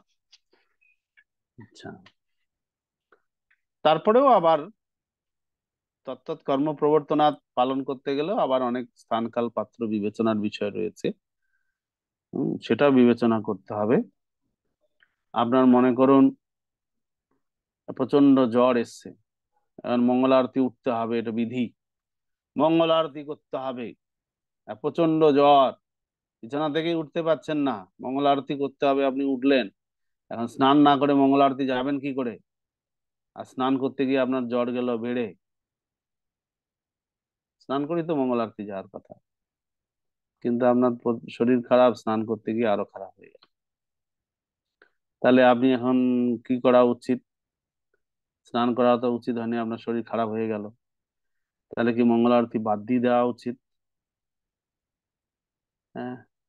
এই যে স্থানকাল পাত্র বিচার করা, কখন কোন জিনিসটা কোন পরিস্থিতিতে শাস্ত্রে করার কথা বললেও সেটা স্থানকাল পাত্রে হয়তো বিবেচনা করার দরকার রয়েছে। তিলক ধারণ না করে যে জন, বৃথায় জন্ম তার। তিলক যদি বৈষ্ণব হয়ে আপনি দীক্ষা নিয়েছেন, তিলক না পড়েন, তাহলে আপনার জীবন বৃথা। মহাপ্রভু তো ছাত্রদের বলতেন তোমরা আজকে তিলক করনি, তার মানে তোমরা সন্ধ্যা আহ্নিক করনি। ব্রাহ্মণের ছেলে হয়ে তোমরা সন্ধ্যা ত্রিসন্ধ্যা গায়ত্রী করনি? গায়ত্রী করতে গেলে আপনাকে তিলক করতে হবে। তো তিলক করনি মানে তুমি গায়ত্রী করনি, তোমার কপাল দেখতে শ্মশান সদৃশ্য লাগছে। এরকম ভাবে মহাপ্রভু তার ছাত্রদেরকে তিরস্কার করতেন। তা এখন এই যে আমি মিডল ইস্টে এসেছি, এইখানে ভক্তরা তিলক করেন ঘরের ভিতরে, বাইরে যখন কাজে যান তিলক তিলক মুছে যান, এমনকি কণ্ঠিমালা ঢালাও ঢেকে যান। এই কণ্ঠিমালা ঢেকে যান, ওর অসুবিধা নেই, কিন্তু তিলক তিলক মুছে বাইরে বেরোন। তাহলে তো হিসাব মতো তাদের কপাল শ্মশান সদৃশ্য, বাইরে বেরোচ্ছেন তিলক নাই কপালে, কি ধরনের বৈষ্ণব? তো এখানে কার্যসূত্রে তারা এসেছেন, এখানে আমাদের তিলক ধারণ বিষয়টা স্থানকাল পাত্র বিবেচনা করতে হবে।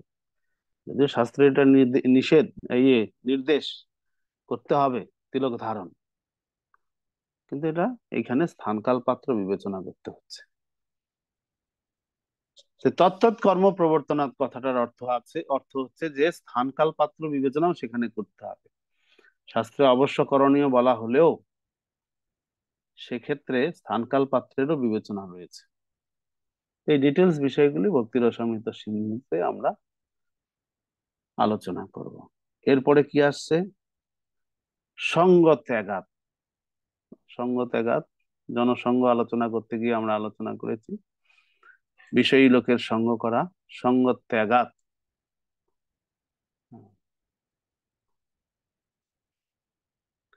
এখন সঙ্গ ইংরেজি অর্থ হচ্ছে অ্যাসোসিয়েশন।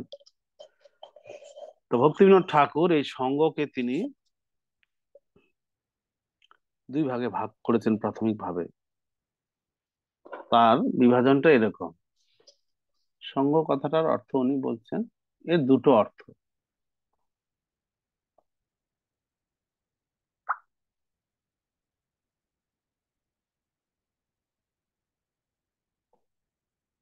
সঙ্গকে উনি দুটি ভাগে বিভাজন করেছেন।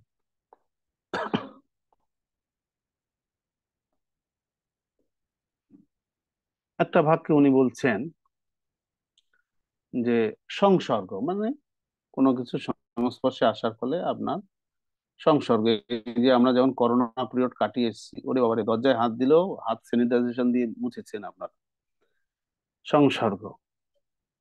আরেকটাকে বলছেন উনি আসক্তি, আসক্তিজনিত সঙ্গ, সংসর্গজনিত সঙ্গ।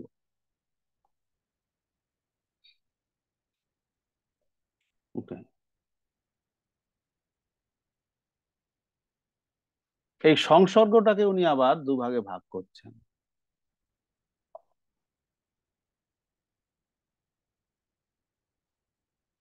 সংসর্গ মানে অ্যাসোসিয়েশন, সংসর্গ, সহবাস। একটাকে বলছেন তিনি অভক্ত সংসর্গ, অভক্ত সংসর্গ বা অভক্ত সঙ্গ। আরেকটা বলছেন উনি যোষিত সংসর্গ। যোষিত মানে স্ত্রী, যোষিত সংসর্গ।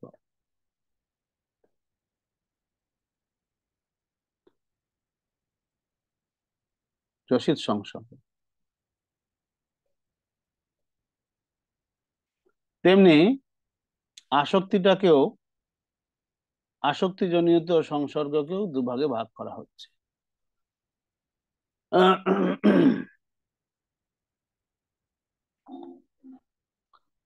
একটা হচ্ছে সংস্কার আসক্তি, পূর্বজন্মের থেকে এসছে আপনার, সংস্কার আসক্তি মানে বাই বার্থ আপনি পেয়েছেন সংস্কার, পূর্বজন্মের সংস্কারের ফলে পূর্বজন্মের কার্যকলাপগুলি আমাদের বহন করে আমরা পরবর্তী জন্মে নিয়ে যাই, যেটা সংস্কার রূপে আমাদের মধ্যে থেকে যায়, তো সংস্কার আসক্তি। আর একটা হচ্ছে এই জগতে আমাদের উৎপন্ন হয়েছে দ্রব্যাসক্তি, কোনো কোনো জিনিস দেখে বা নতুন বাজারে বেরিয়েছে শুনেছেন, সেই থেকে আপনার একটা আসক্তি এসে গেছে এবং আপনি সেটা পাওয়ার জন্য লালায়িত হয়ে পড়েছে। যাদের টাকা পয়সা আছে প্রতি বছর গাড়ি চেঞ্জ করে, মোবাইল চেঞ্জ করে, নতুন নতুন ভার্সন এলে সেটা কেনে, এটা হচ্ছে দ্রব্যাসক্তি। সংসার আসক্তি, এই সংস্কার আসক্তি মানে পূর্বজন্মের ফলস্বরূপ সেই সমস্ত সংস্কার থেকে গেছে, বা পিতামাতার কিছু খারাপ দোষ সন্তানের মধ্যে সঞ্চারিত হয়, সেই থেকে কিছু আসক্তি এসে যায়, সংস্কার আসক্তি বলে। এই যে সঙ্গ ত্যাগাত কথাটা বলা হয়েছে, তো সঙ্গ নিয়ে আমরা আলোচনা করছি। মহাপ্রভু কথা এখানে প্রভুপাদ তাৎপর্য তুলে ধরেছেন। মহাপ্রভু বলছেন যে অসৎ সঙ্গ ত্যাগ এই বৈষ্ণব আচার, অসৎ সঙ্গ ত্যাগ এই বৈষ্ণব আচার। তখন এই যে অভক্ত সঙ্গ, যোষিত সঙ্গ বা দ্রব্যাসক্তি, বিষয়াসক্তি, সংস্কার আসক্তি, এই যে এই জাতীয় সঙ্গগুলি আমরা কিভাবে ত্যাগ করব, এটা তো আমরা কোনো না কোনো ভাবে প্রাপ্ত হয়ে গেছি। এই ধরনের সঙ্গ দোষগুলি আমাদের রয়েছে, অভক্ত সংসর্গজনিত দোষ রয়েছে, যোষিত সংসর্গজনিত দোষ রয়েছে, সংস্কার আসক্তি আমাদের রয়েছে, দ্রব্যাসক্তি আমাদের রয়েছে। এখন মুখ্য কথা হচ্ছে এগুলো থেকে আমরা মুক্ত হব কি করে। মুক্ত হওয়ার উপায় প্রথমত হচ্ছে যে অভক্ত সংসর্গ থেকে আমি কি করে মুক্ত হব। অভক্ত সংসর্গ থেকে মুক্ত হতে গেলে আমাকে ভক্ত সঙ্গ করতে হবে। এখন বিচার করতে হবে যে অভক্তটা তাহলে কে।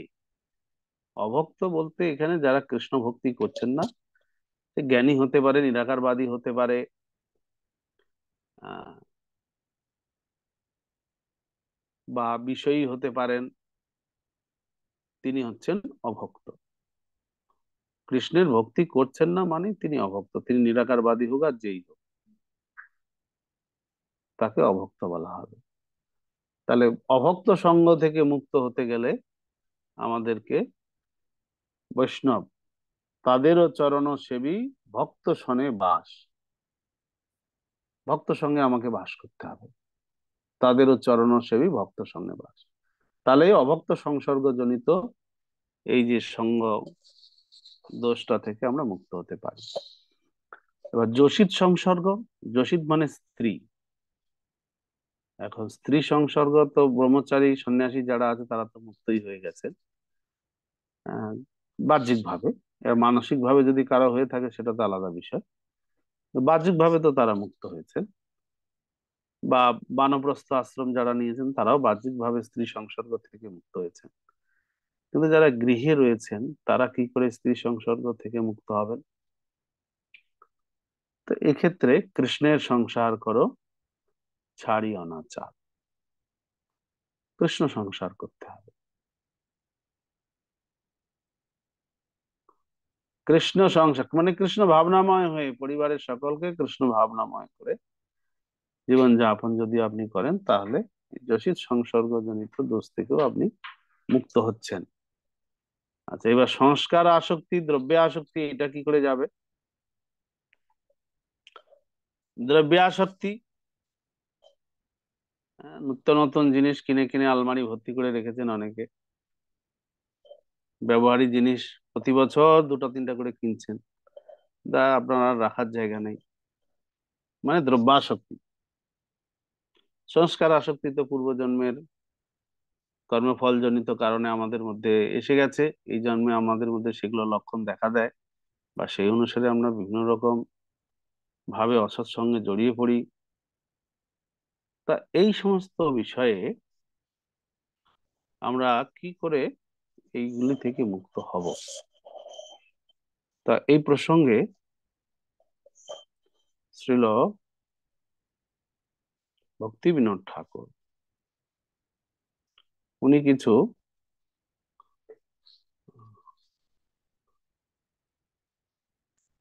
সমাধান দিয়েছেন। প্রথমে সংস্কার আসক্তির কথাই উনি বলছেন।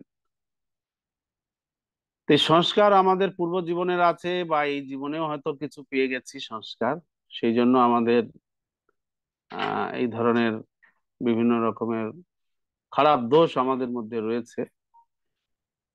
তা এইটা থেকে মুক্ত হওয়ার বিধান, এটা থেকে মুক্ত হওয়ার বিধান সম্পর্কে ভক্তিবিনোদ ঠাকুর বলছেন যে আমাদের যার যেরকম সংস্কার থেকে আমাদের স্বভাব আসে, যার যে স্বভাব, সেই স্বভাবটাকে যদি আমি কৃষ্ণ সেবায় লাগাই তাহলে আমার এই সংস্কার আসক্তি দূর হবে। কারণ সংস্কার থেকে আমার স্বভাব এসছে, স্বভাব আমার যেরকম সেই স্বভাবটাকে যদি আমি কৃষ্ণ সেবায় ব্যবহার করতে পারি তাহলে আমার সংস্কার আসক্তি জনিত যে দোষ সেটা থেকে আমি মুক্ত হব। এরকম যেরকম স্বভাব আমার, সেই স্বভাবটাকে কৃষ্ণ সেবায় ব্যবহার করা। এখন আমি তো আমার স্বভাবটাকে কৃষ্ণ সেবায় কিভাবে লাগাতে হবে আমি নিজে জানি না, তাহলে আমাকে অবশ্যই যারা এক্সপার্ট তাদের শরণাপন্ন হতে হবে যে আমার এই স্বভাবটাকে আমি কি করে কৃষ্ণ সেবায় লাগাবো। তো গুরুদেব তিনি হচ্ছেন এক্সপার্ট, দক্ষ, তিনি শিষ্যের যার যেরকম স্বভাব সেই অনুসারে সেই স্বভাবটাকে কৃষ্ণ সেবায় তিনি যুক্ত করেন। সদ্গুরু শরণাপন্ন হতে হবে, তাহলে সংস্কার আসক্তি জনিত যে স্বভাব জনিত যে আমাদের আচরণ বা স্বভাবের ফলে আমরা অনেক রকম অনেক কিছু করি, সেটা থেকে আমরা স্বভাবটাকে পরিবর্তন আমরা করতে পারবো, সংস্কার আসক্তি থেকে মুক্ত হতে পারবো। এরপরে আছে দ্রব্য আসক্তি। দ্রব্য আসক্তি নানা দ্রব্যের প্রতি বিভিন্ন জনের সেই আসক্তি রয়েছে। দ্রব্যাসক্তি অনেক সময় অনেক চেষ্টা করেও ত্যাগ করা যায় না। তো এখন যারা গৃহে রয়েছেন তাদের তো নানা রকম জিনিসপত্র দরকার, তো তারা কৃষ্ণ সেবায় সেগুলি ব্যবহার করবেন। হ্যাঁ, কৃষ্ণ সেবায় ব্যবহার করার মাধ্যমে গৃহের উপকরণ, সাজ সরঞ্জাম কৃষ্ণ সেবায় ব্যবহারের মাধ্যমে বা স্ত্রী পুত্র পরিজন সকলকে কৃষ্ণ সেবায় যুক্ত করার মাধ্যমে দ্রব্যাসক্তি থেকে মুক্ত হওয়া যায়। যাকে যুক্ত বৈরাগ্য বলা হচ্ছে। আছে আপনার কম্পিউটার আছে, ল্যাপটপ আছে, অনেক কিছু আছে, গাড়ি ঘোড়া অনেক কিছু আপনার আছে, বিষয় সম্পত্তি অনেক কিছু আছে, ঘরবাড়ি আছে। তো এগুলোকে কৃষ্ণ সেবায় ব্যবহার করার মাধ্যমে আপনি দ্রব্য আসক্তি থেকে মুক্ত হতে পারবেন। কৃষ্ণ সেবায় ব্যবহার করার মাধ্যমে দ্রব্য আসক্তি থেকে মুক্ত হওয়া যাবে। এছাড়াও যদি আমরা কিছু ব্রত আদি পালন করি, ভগবত ভক্তি উন্নতি সাধনের যে সমস্ত ব্রত আছে সেই সমস্ত ব্রত এবং সাধু সঙ্গ ইত্যাদি করলে আমাদের দ্রব্যাসক্তি, সেই সমস্ত ব্রত পালন বা সাধু সঙ্গ করলে আমাদের দ্রব্য আসক্তিগুলি দূর হবে। তাহলে সঙ্গ ত্যাগাত কিভাবে আমরা করব তার এই খুঁটিনাটি বিষয়গুলি ভক্তিবিনোদ ঠাকুর শ্রী ভক্তালোক গ্রন্থে আলোচনা করেছেন। এরপরে আসছে আমরা শতবৃত্তে। শতবৃত্তে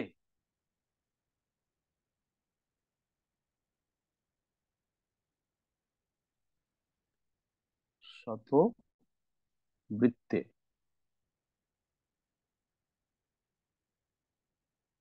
শতবৃত্তে শত মানে সাধু, বৃত্তি মানে বৃত্তি, মানে হচ্ছে সাধুর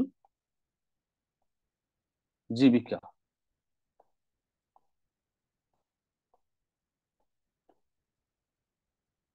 সাধুর বৃত্তি বা জীবিকা কি হবে? সাধু তো জীবন ধারণ করবেন, শতবৃত্তি কিরকম হওয়া উচিত?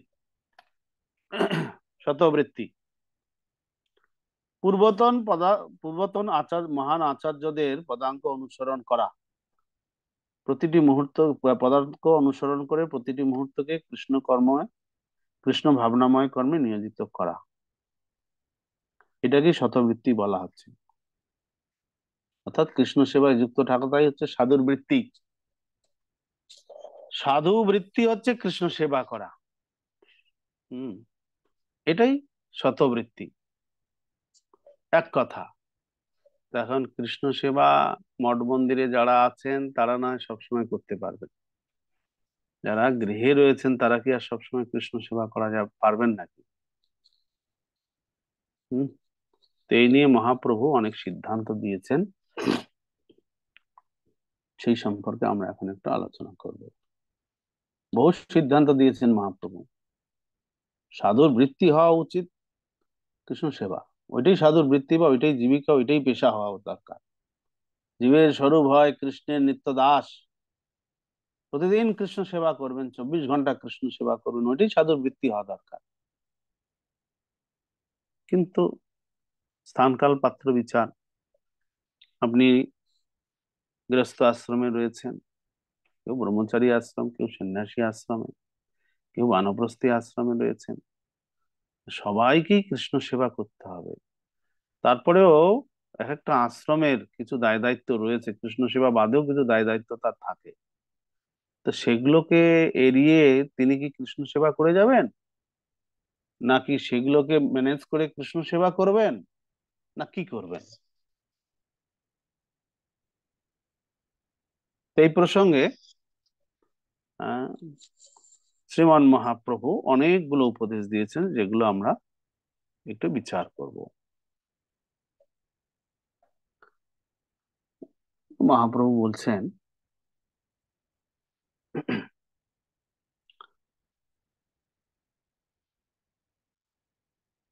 ধরুন গৃহস্থ আশ্রমে যদি আছেন তার বৃত্তি কিরকম হওয়া উচিত সেটাই প্রথমে মহাপ্রভু বলছেন।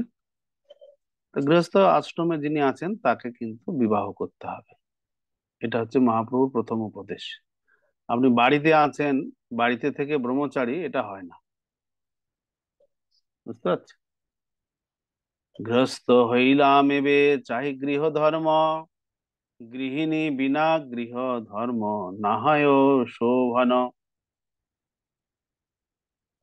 অর্থাৎ আপনাকে কৃষ্ণ সংসার, পুত্র কন্যা আপনাকে গ্রহণ করতে হবে বিবাহ করে। তো এবার বিবাহ যখন করছেন, পুত্র কন্যা আপনার হচ্ছে, তো এবার আপনি এটা এই যে কে করলেন, লাল দাগ দিয়ে দিলেন। তা আপনার তাহলে তাদের ভরণ পোষণের জন্য অর্থ সঞ্চয় করতে হবে।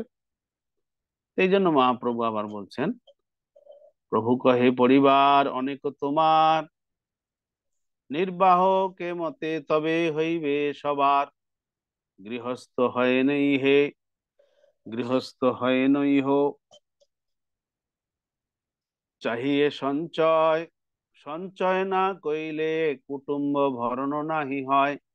গৃহস্থ যখন আপনাকে সঞ্চয় করতে হবে, যদি সঞ্চয় না করেন আপনার আত্মীয় স্বজন, পরিবার পরিজন এগুলো চালাবেন কি করে?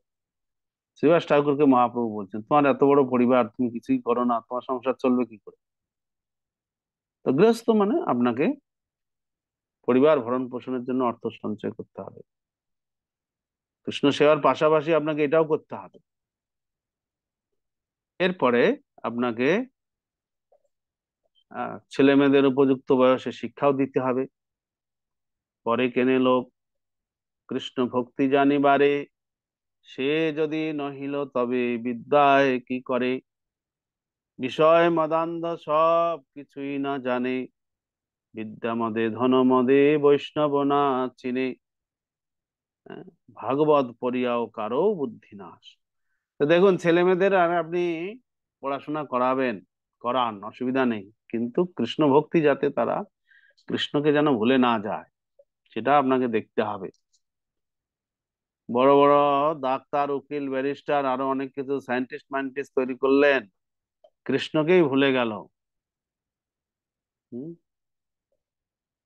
কৃষ্ণকেই ভুলে গেল, তাহলে আপনার তো দায়িত্ব পালন হলো না। সন্তান সন্ততিদেরকে লেখাপড়া শেখাতে হবে, কিন্তু এটা মাথায় রাখতে হবে তারা যেন কৃষ্ণকে ভুলে না যায়। আমরা যেখানে লেখাপড়া শেখার জন্য দিচ্ছি সেটা তো বহির্মুখ শিক্ষা, সেখানে কৃষ্ণকে ভুলে যাওয়াই 100% চান্স। 14 বছর বহির্মুখী শিক্ষা নেবে, তো কৃষ্ণকে তো ভুলে যাবেই। তো আমাদের একটা দায়িত্ব রয়েছে যে কৃষ্ণকে যেন তাকে সবসময় আমরা মনে করাতে পারি পড়াশোনার সাথে সাথে। তা আমাদের কি হয়, বাচ্চা কাচ্চাদের স্কুলে ভর্তি করে দিলে পর পর পর বইয়ের বোঝা তো বাঁধতেই থাকে। হরিনাম জপ যা ছোটবেলায় এক দুমালা করতো বা কিছু করতো সেটাও লাস্টে বাদ দিয়ে দেয়। এই হোস্টেল সেই হোস্টেল, বড় স্কুল সেই স্কুলে রাখতে গিয়ে সে কি খাচ্ছে কি না খাচ্ছে, কার সঙ্গ করছে না করছে, হরিনাম করছে কি না করছে কিছুই দেখি না। যে শেষ পর্যন্ত সন্তান এমন হয়ে যায়, ছোটবেলায় যাও একটু ভালো ছিল, বড় বয়সে আর ভক্তি ঠক্তি কিছুই করে না। এ কার দোষ? এই পিতামাতার দোষ। আচ্ছা, গৃহস্থর আরেকটা কাজ হচ্ছে অতিথি সেবা করতে হবে। আপনি শুধু ভরণ পোষণের জন্য, পরিবার ভরণ পোষণের জন্য অর্থ সঞ্চয় করবেন তা নয়, ছেলে মেয়েদের পড়াশোনার জন্য অর্থ ইনকাম করবেন তা নয়, আপনাকে অতিথি সেবা করতে হবে। অতিথি সেবা গৃহস্থের প্রধান ধর্ম।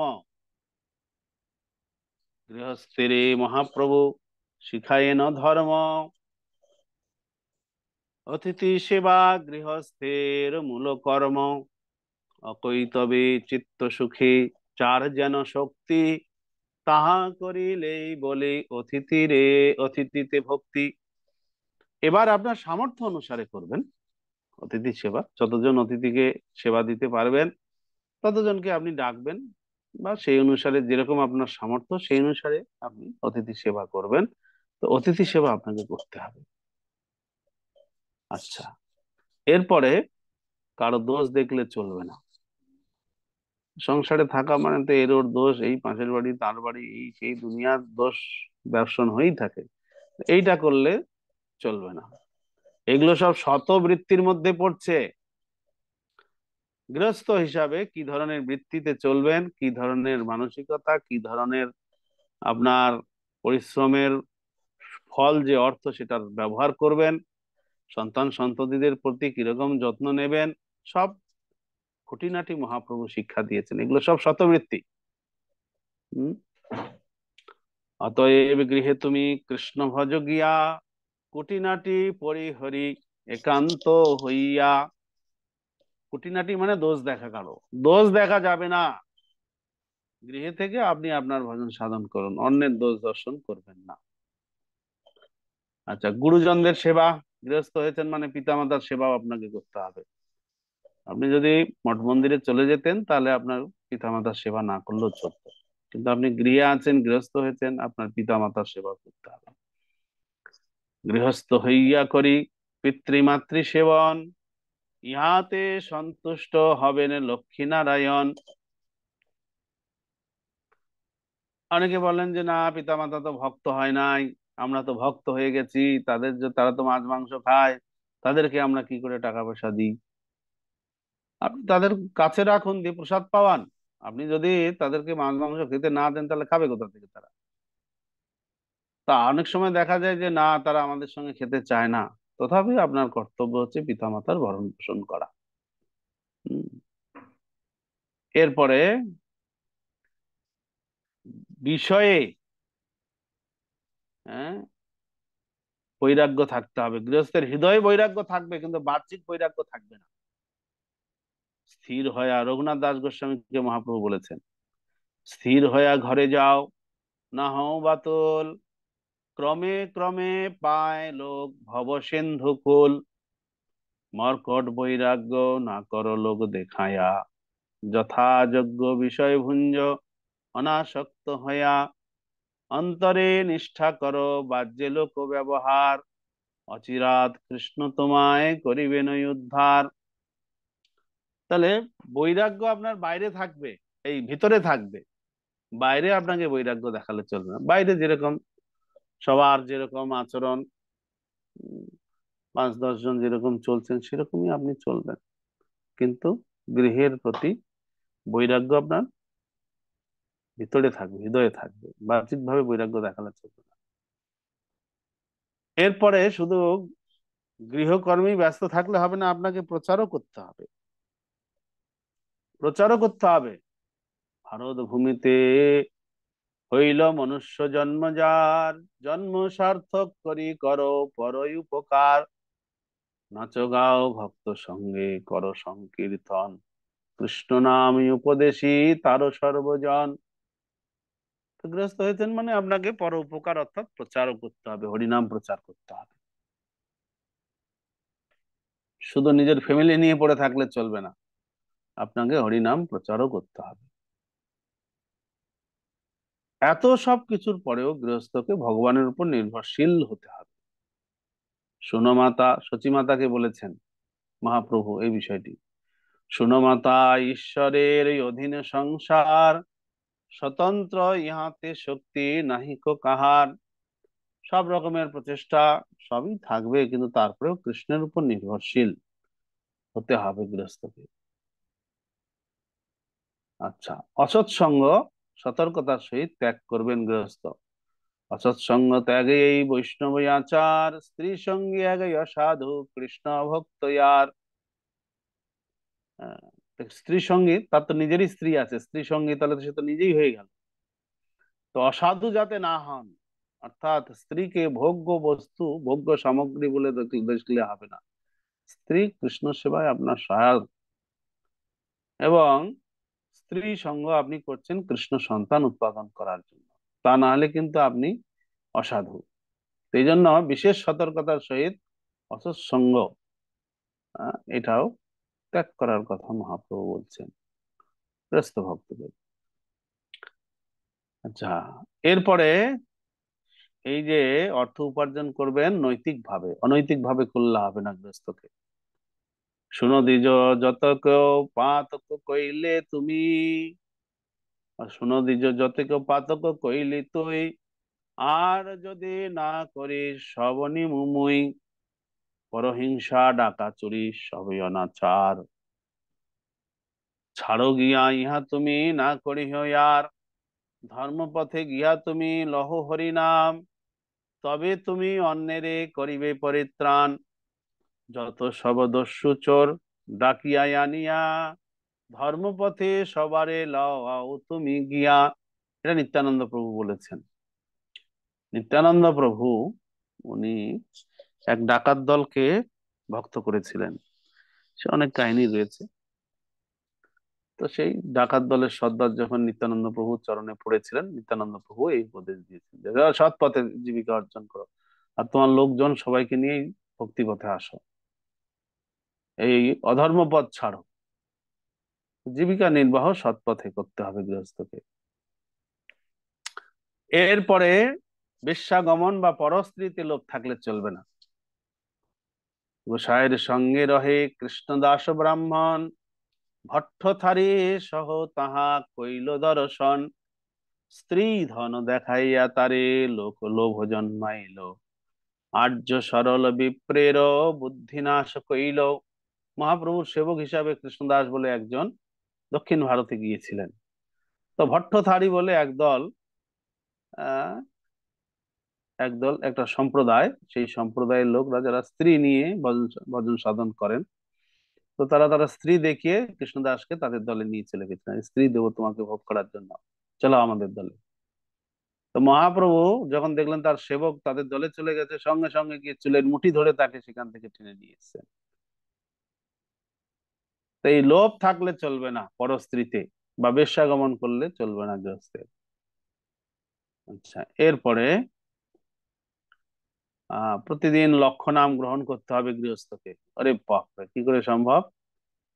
প্রভু কহে তানে, প্রভু কহে জানো লক্ষেশ্বর বলি কারে, প্রতিদিন লক্ষ্য নাম যে গ্রহণ করে, যে জনের সে জনের নাম আমি বলি লক্ষেশ্বর, তথা ভিক্ষায় আমার না যাই অন্যের ঘর। তো মহাপ্রভু যারা 1 লক্ষ করে নাম করতেন তার বাড়িতেই প্রসাদ পেতেন। তা তো এখানে তো এটা করা খুব কঠিন। ওকে, তো প্রভুপাদ আমাদের কৃপা করে 16 মালা করে দিয়েছেন, সেটাও যেন কেউ বাদ না দেন। আচ্ছা,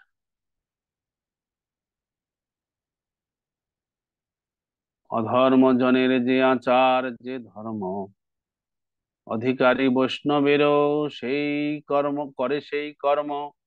কৃষ্ণ কৃপায় যে ইহা জানিবারে পারে, এসব সংকটে কেহ মরে কেহ তরে। আচ্ছা, তাহলে গৃহস্থের মেইন ধর্ম কি? গৃহস্থের অনেক জিনিস আছে। স্মার্ত ব্রাহ্মণেরা যা করে, তারা গৃহস্থ আছেন মানে অনেক কিছু, শ্রাদ্ধ পিণ্ড অন্নপ্রাশন বিবাহ অনেক কিছু আছে যেগুলো করতে হয় গৃহস্থকে। কিন্তু গৃহস্থের এগুলো করলেও মূল জিনিস যেটা করণীয় সেটা হচ্ছে 3টা জিনিস করণীয়। প্রভু কহেন কৃষ্ণ সেবা, বৈষ্ণব সেবন, নিরন্তর কর কৃষ্ণ নাম সংকীর্তন। পরিবারের অনেক দায়িত্ব ঝামেলা অনেক কিছু আছে, কালী পূজা দুর্গা পূজা এই সেই নানা রকমের দান ধ্যান অনেক কিছু আছে গৃহস্থের। তারপরেও মুখ্য জিনিস যেটা, সেটা ছাড়লে চলবে না, সেটা হচ্ছে কৃষ্ণ সেবা, বৈষ্ণব সেবা আর হরিনাম সংকীর্তন।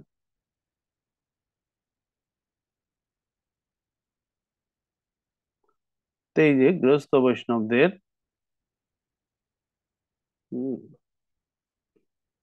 যে সমস্ত কর্তব্যের কথা, এগুলি সব একে একে মহাপ্রভু শিক্ষা দিয়েছেন বিভিন্ন ভক্তদের মাধ্যমে।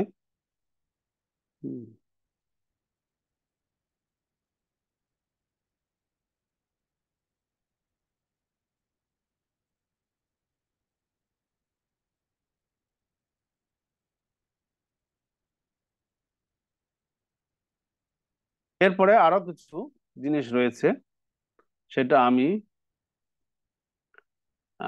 আরেকটা জিনিস যেটা বিশেষভাবে উল্লেখ করতে চাই, সেটা হচ্ছে যে সাংসারিক ব্যবহার। গৃহস্থ ভক্তরা সংসারে যখন থাকেন কৃষ্ণ নামের আশ্রয় করে সাংসারিক ব্যবহার করবেন, কৃষ্ণ নামকে আশ্রয় করে সাংসারিক কার্য আদি করবেন। সেটার একটা উদাহরণ দিচ্ছেন কালীয় কৃষ্ণ দাস। কালীয় কৃষ্ণ দাস নামে একজন ভক্ত ছিলেন। সম্পর্কে তিনি কালাকৃষ্ণ দাস, কালীয় কৃষ্ণ দাস, কালী কৃষ্ণ দাস সম্পর্কে তিনি হচ্ছেন রঘুনাথ দাস গোস্বামীর খুড়ো কাকা। তো তিনি মহাপ্রভুর বিশেষ কৃপা পাত্র ছিলেন। সমস্ত গৌরমণ্ডলের সমস্ত বৈষ্ণবদের উচ্ছিষ্ট সেবন তিনি করেছিলেন। আর সেই জন্য মহাপ্রভু তাকে চরণামৃত পান করার সুযোগ দিয়েছিলেন পুরী ধামে। জগন্নাথ মন্দিরের প্রবেশদ্বারে মহাপ্রভু প্রতিদিন পাদধৌত করে প্রবেশ করতেন, তার চরণামৃত কেউ পান করতে পারত না, নিষেধ করেছিলেন মহাপ্রভু। কিন্তু এই কালী কৃষ্ণ দাসকে, কালীয় কৃষ্ণ দাসকে মহাপ্রভু চরণামৃত পান করার সুযোগ দিয়েছিলেন। তো তার প্রসঙ্গে তিনি কিভাবে সাংসারিক ব্যবহার করতেন সেটা তুলে ধরেছেন। মহাভাগবত তেহ সরল উদার, কৃষ্ণ সংকেতে চালায় ব্যবহার, কৌতুকেতে তেহ যদি পাশক খেলায়, হরে কৃষ্ণ করি পাশক চালায়। ধরুন কখনো যদি উনি পাশাও খেলেন, তখন ওই পাশার গুটি যখন উনি চালবেন তখন ওই হরে কৃষ্ণ বলে পাশার গুটি ফেকবেন। তো এর মাধ্যমে মহাপ্রভু শিক্ষা দিচ্ছেন যে আমাদেরকে সাংসারিক অনেক ব্যবহার করতে হয়, তো সেগুলো যেন কৃষ্ণ নামের আশ্রয় আমরা করি। হরে কৃষ্ণ কেমন আছেন, হরে কৃষ্ণ আলুর দাম কত রেখেছেন। তো যে কোনো কথাবার্তা সাংসারিক আমরা যেগুলো করবো সে কৃষ্ণ নামের আশ্রয় রেখেই করতে হয়। অন্যায় পথে চুরি ডাকাতি করা যাবে না, অসৎ পথে যেমন উপার্জনও করা যাবে না, সেই প্রসঙ্গেও ঘুষ আদি গ্রহণও করা যাবে না। রাজার বর্তন খায় আর চুরি করে, রাজদণ্ড হয় সেই শাস্ত্রের বিচারে, ব্যয় না করিহ কিছু রাজমূলধন, রাজার মূলধন, রাজার মূলধন দিয়া লভ্য হয়, সেই ধন করিহ নানা ধর্মে কর্মে ব্যয়, অসৎ ব্যয় না করিহ যাতে দুই লোক যায়। এটা মহাপ্রভু বাণীনাথ পট্টনায়ক এর ভ্রাতা হচ্ছে গোপীনাথ পট্টনায়ক। এই যে রামানন্দ রায়রা 5 ভাই ছিলেন, বাণীনাথ, রামানন্দ রায়, গোপীনাথ পট্টনায়ক, আরো 2 ভাই ছিলেন। তার বাণীনাথ পট্টনায়ক আর রামানন্দ রায় এনারা তো মহাপ্রভুর নিত্য সেবায় যুক্ত ছিলেন, কিন্তু গোপীনাথ পট্টনায়ক তিনি প্রতাপরুদ্র রাজার রাজকর্মচারী ছিলেন। তো এক সময় কিছু টাকা পয়সার হিসাবে গন্ডগোল করেছিলেন, রাজপুত্র তাকে দণ্ড দিয়েছিলেন শুলে চড়ানোর। তো যাই হোক, মহাপ্রভুর কৃপায় রাজা প্রতাপরুদ্র তাকে ছেড়ে দিয়েছিলেন। ফিরে এসে মহাপ্রভু চরণে এসে পড়েছেন, তখন মহাপ্রভু তাকে উপদেশ দিচ্ছেন, দেখো রাজার সম্পদ চুরি করা ঠিক নয়। তুমি রাজার সম্পদ দিয়ে রাজার মূলধন খাটিয়ে যেটা লাভ করবে, মূলধনটা রাজাকে ফেরত দেবে, যেটা তোমার লাভ হবে সেটা তুমি নানা ধর্মে কর্মে ব্যয় করবে, কিন্তু অপব্যয় করো না, অপব্যয় করলে কিন্তু দুটোই যাবে। তো এইভাবে আমাদের অনেক সময় আমরা রাজকোষের অনেক অর্থ হয়তো বিভিন্ন ভাবে ইনভেস্ট করে লাভ করতে পারি, কিন্তু মূলধন রাজাকে ফেরত দিয়ে সেই যে লভ্যাংশ থাকবে সেই লভ্যাংশের দ্বারা আমরা ধর্মকর্মে সেটা গৃহস্থ ভক্তদের ব্যয় করতে হবে। আরেকটা জিনিস মহাপ্রভু সাবধান করেছেন, সেটা হচ্ছে বৈষ্ণব অপরাধ যাতে না হয়। যে বৈষ্ণব স্থানে অপরাধ হয়ে যায়, যে বৈষ্ণব স্থানে অপরাধ হয়ে যার, পুনঃ সেই ক্ষমিলে সে ঘুচে না হে আর।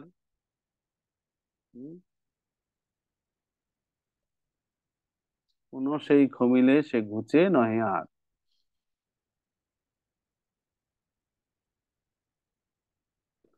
অর্থাৎ বৈষ্ণব অপরাধ যদি হয়েও যায় ক্ষমা চাইতে হবে, এটা সবার জন্যই যদিও। ওকে,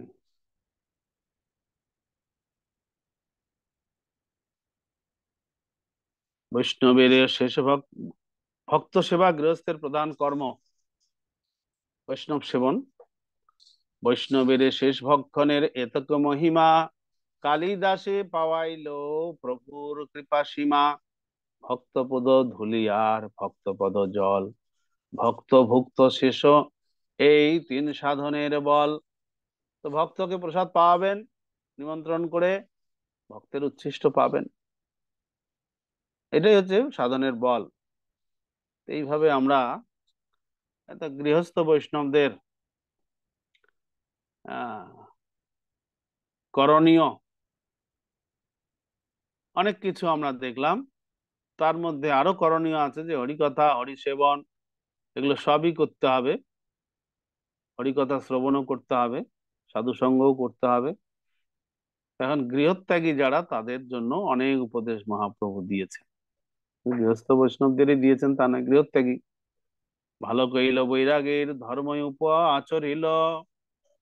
রঘুনাথ দাস গোস্বামীকে মহাপ্রভু বলছেন, যখন উনি ঘর বাড়ি ছেড়ে পুরীতে চলে গেলেন, তখন বলছেন ভালো কইলে, ভালো কইল বৈরাগীর ধর্ম আচরিল, বৈরাগী করিবে সদা নাম সংকীর্তন, মাগিয়া খায়া করে জীবন রক্ষণ, বৈরাগী হয়া যে বা করে পরপেক্ষা, কার্য সিদ্ধি নহে কৃষ্ণ করে নয় উপেক্ষা, বৈরাগী হয়া করে জিহ্বার লালস, পরমার্থ যায় আর হয় রসের বশ, বৈরাগীর কৃত্য সদা নাম সংকীর্তন, শাক পত্র ফল মূলে উদর ভরণ, জিহ্বার লালসে যেই ইতি উতি ধায়, শিষ্ণুদর পরায়ণ কৃষ্ণ নাহি পায়, গ্রাম্য কথা না শুনিবে গ্রাম্য বার্তা না কহিবে, ভালো না খাইবে আর ভালো না পড়িবে, অমানিম আনন্দ হয়া কৃষ্ণ নাম সদা লাভে, ব্রজে রাধা কৃষ্ণ সেবা মানসে করিবে। তো এটা যারা গৃহত্যাগ করেছেন তাদের উদ্দেশ্যে মহাপ্রভুর এই সমস্ত উপদেশ। অনেক কিছু আছে, অনেক কিছু আছে। গৃহত্যাগীরা বা গৃহস্থরের শ্রী ভক্তালোক এই গ্রন্থে সমস্ত কিছু উপদেশ দিয়েছেন। মহাপ্রভু নিজেও আচরণ করে শিখিয়েছেন কিরকম বৈরাগী তিনি আচরণ করবেন। তাই হচ্ছে শতবৃত্তি।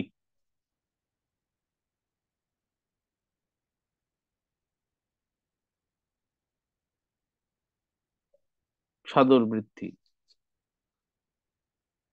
তো শ্রীল প্রভুপাদ এই প্রসঙ্গে বলছেন, সর্বশক্তিমান ভগবান তার সব ভক্তকেই রক্ষা করেন, তাই ভগবত ভজন ত্যাগ করে কর্মজ্ঞান যোগের পন্থা গ্রহণ না করে এই শ্লোক অনুযায়ী উৎসাহ, ধৈর্য, বিশ্বাস নিয়ে বৈদিক ভক্তি অনুশীলন করলে সকল বাধা দূর হয়ে অচিরেই ভজনে উন্নতি হবে।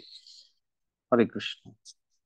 তো শতবৃত্তি বা সাধু কি ধরনের জীবিকা নিয়ে চলবেন তার খুঁটিনাটি সব ব্যাখ্যা চৈতন্য ভাগবত, চৈতন্য চরিতামৃত আদি গ্রন্থে রয়েছে।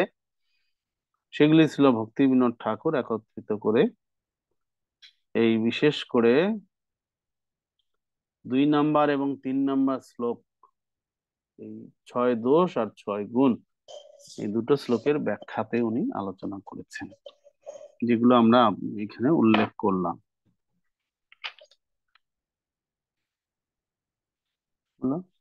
তো 3 নাম্বার আমরা এটা আলোচনা করলাম। তো আজকে আমাদের এই পর্যন্তই থাকলো। আগামী ক্লাসে আপনাদের শুক্রবার করে ক্লাস হবে না, কারণ কি আমি যেখানে এসেছি ওখানে শুক্রবার দিন প্রোগ্রাম সারাদিন থাকে, আর যেই সময়টা আপনাদের ক্লাস সেই সময়টা এখানে ক্লাস চলে। এই জন্য শুক্রবারের ক্লাসটা আপনাদের হবে না। বুধবার আর রবিবার এই দুটো ক্লাসই আপাতত চলবে। মায়াপুর ফিরে গেলে আবার যেরকম হচ্ছিল সেরকম ভাবেই 3 দিন করে আমরা ক্লাস করব। হরে কৃষ্ণ। চলো, প্রভুপাদ কি জয়, স্বাগত ভক্তবৃন্দ কি জয়, বহুত প্রেমানন্দে হরে হরে। Thank you.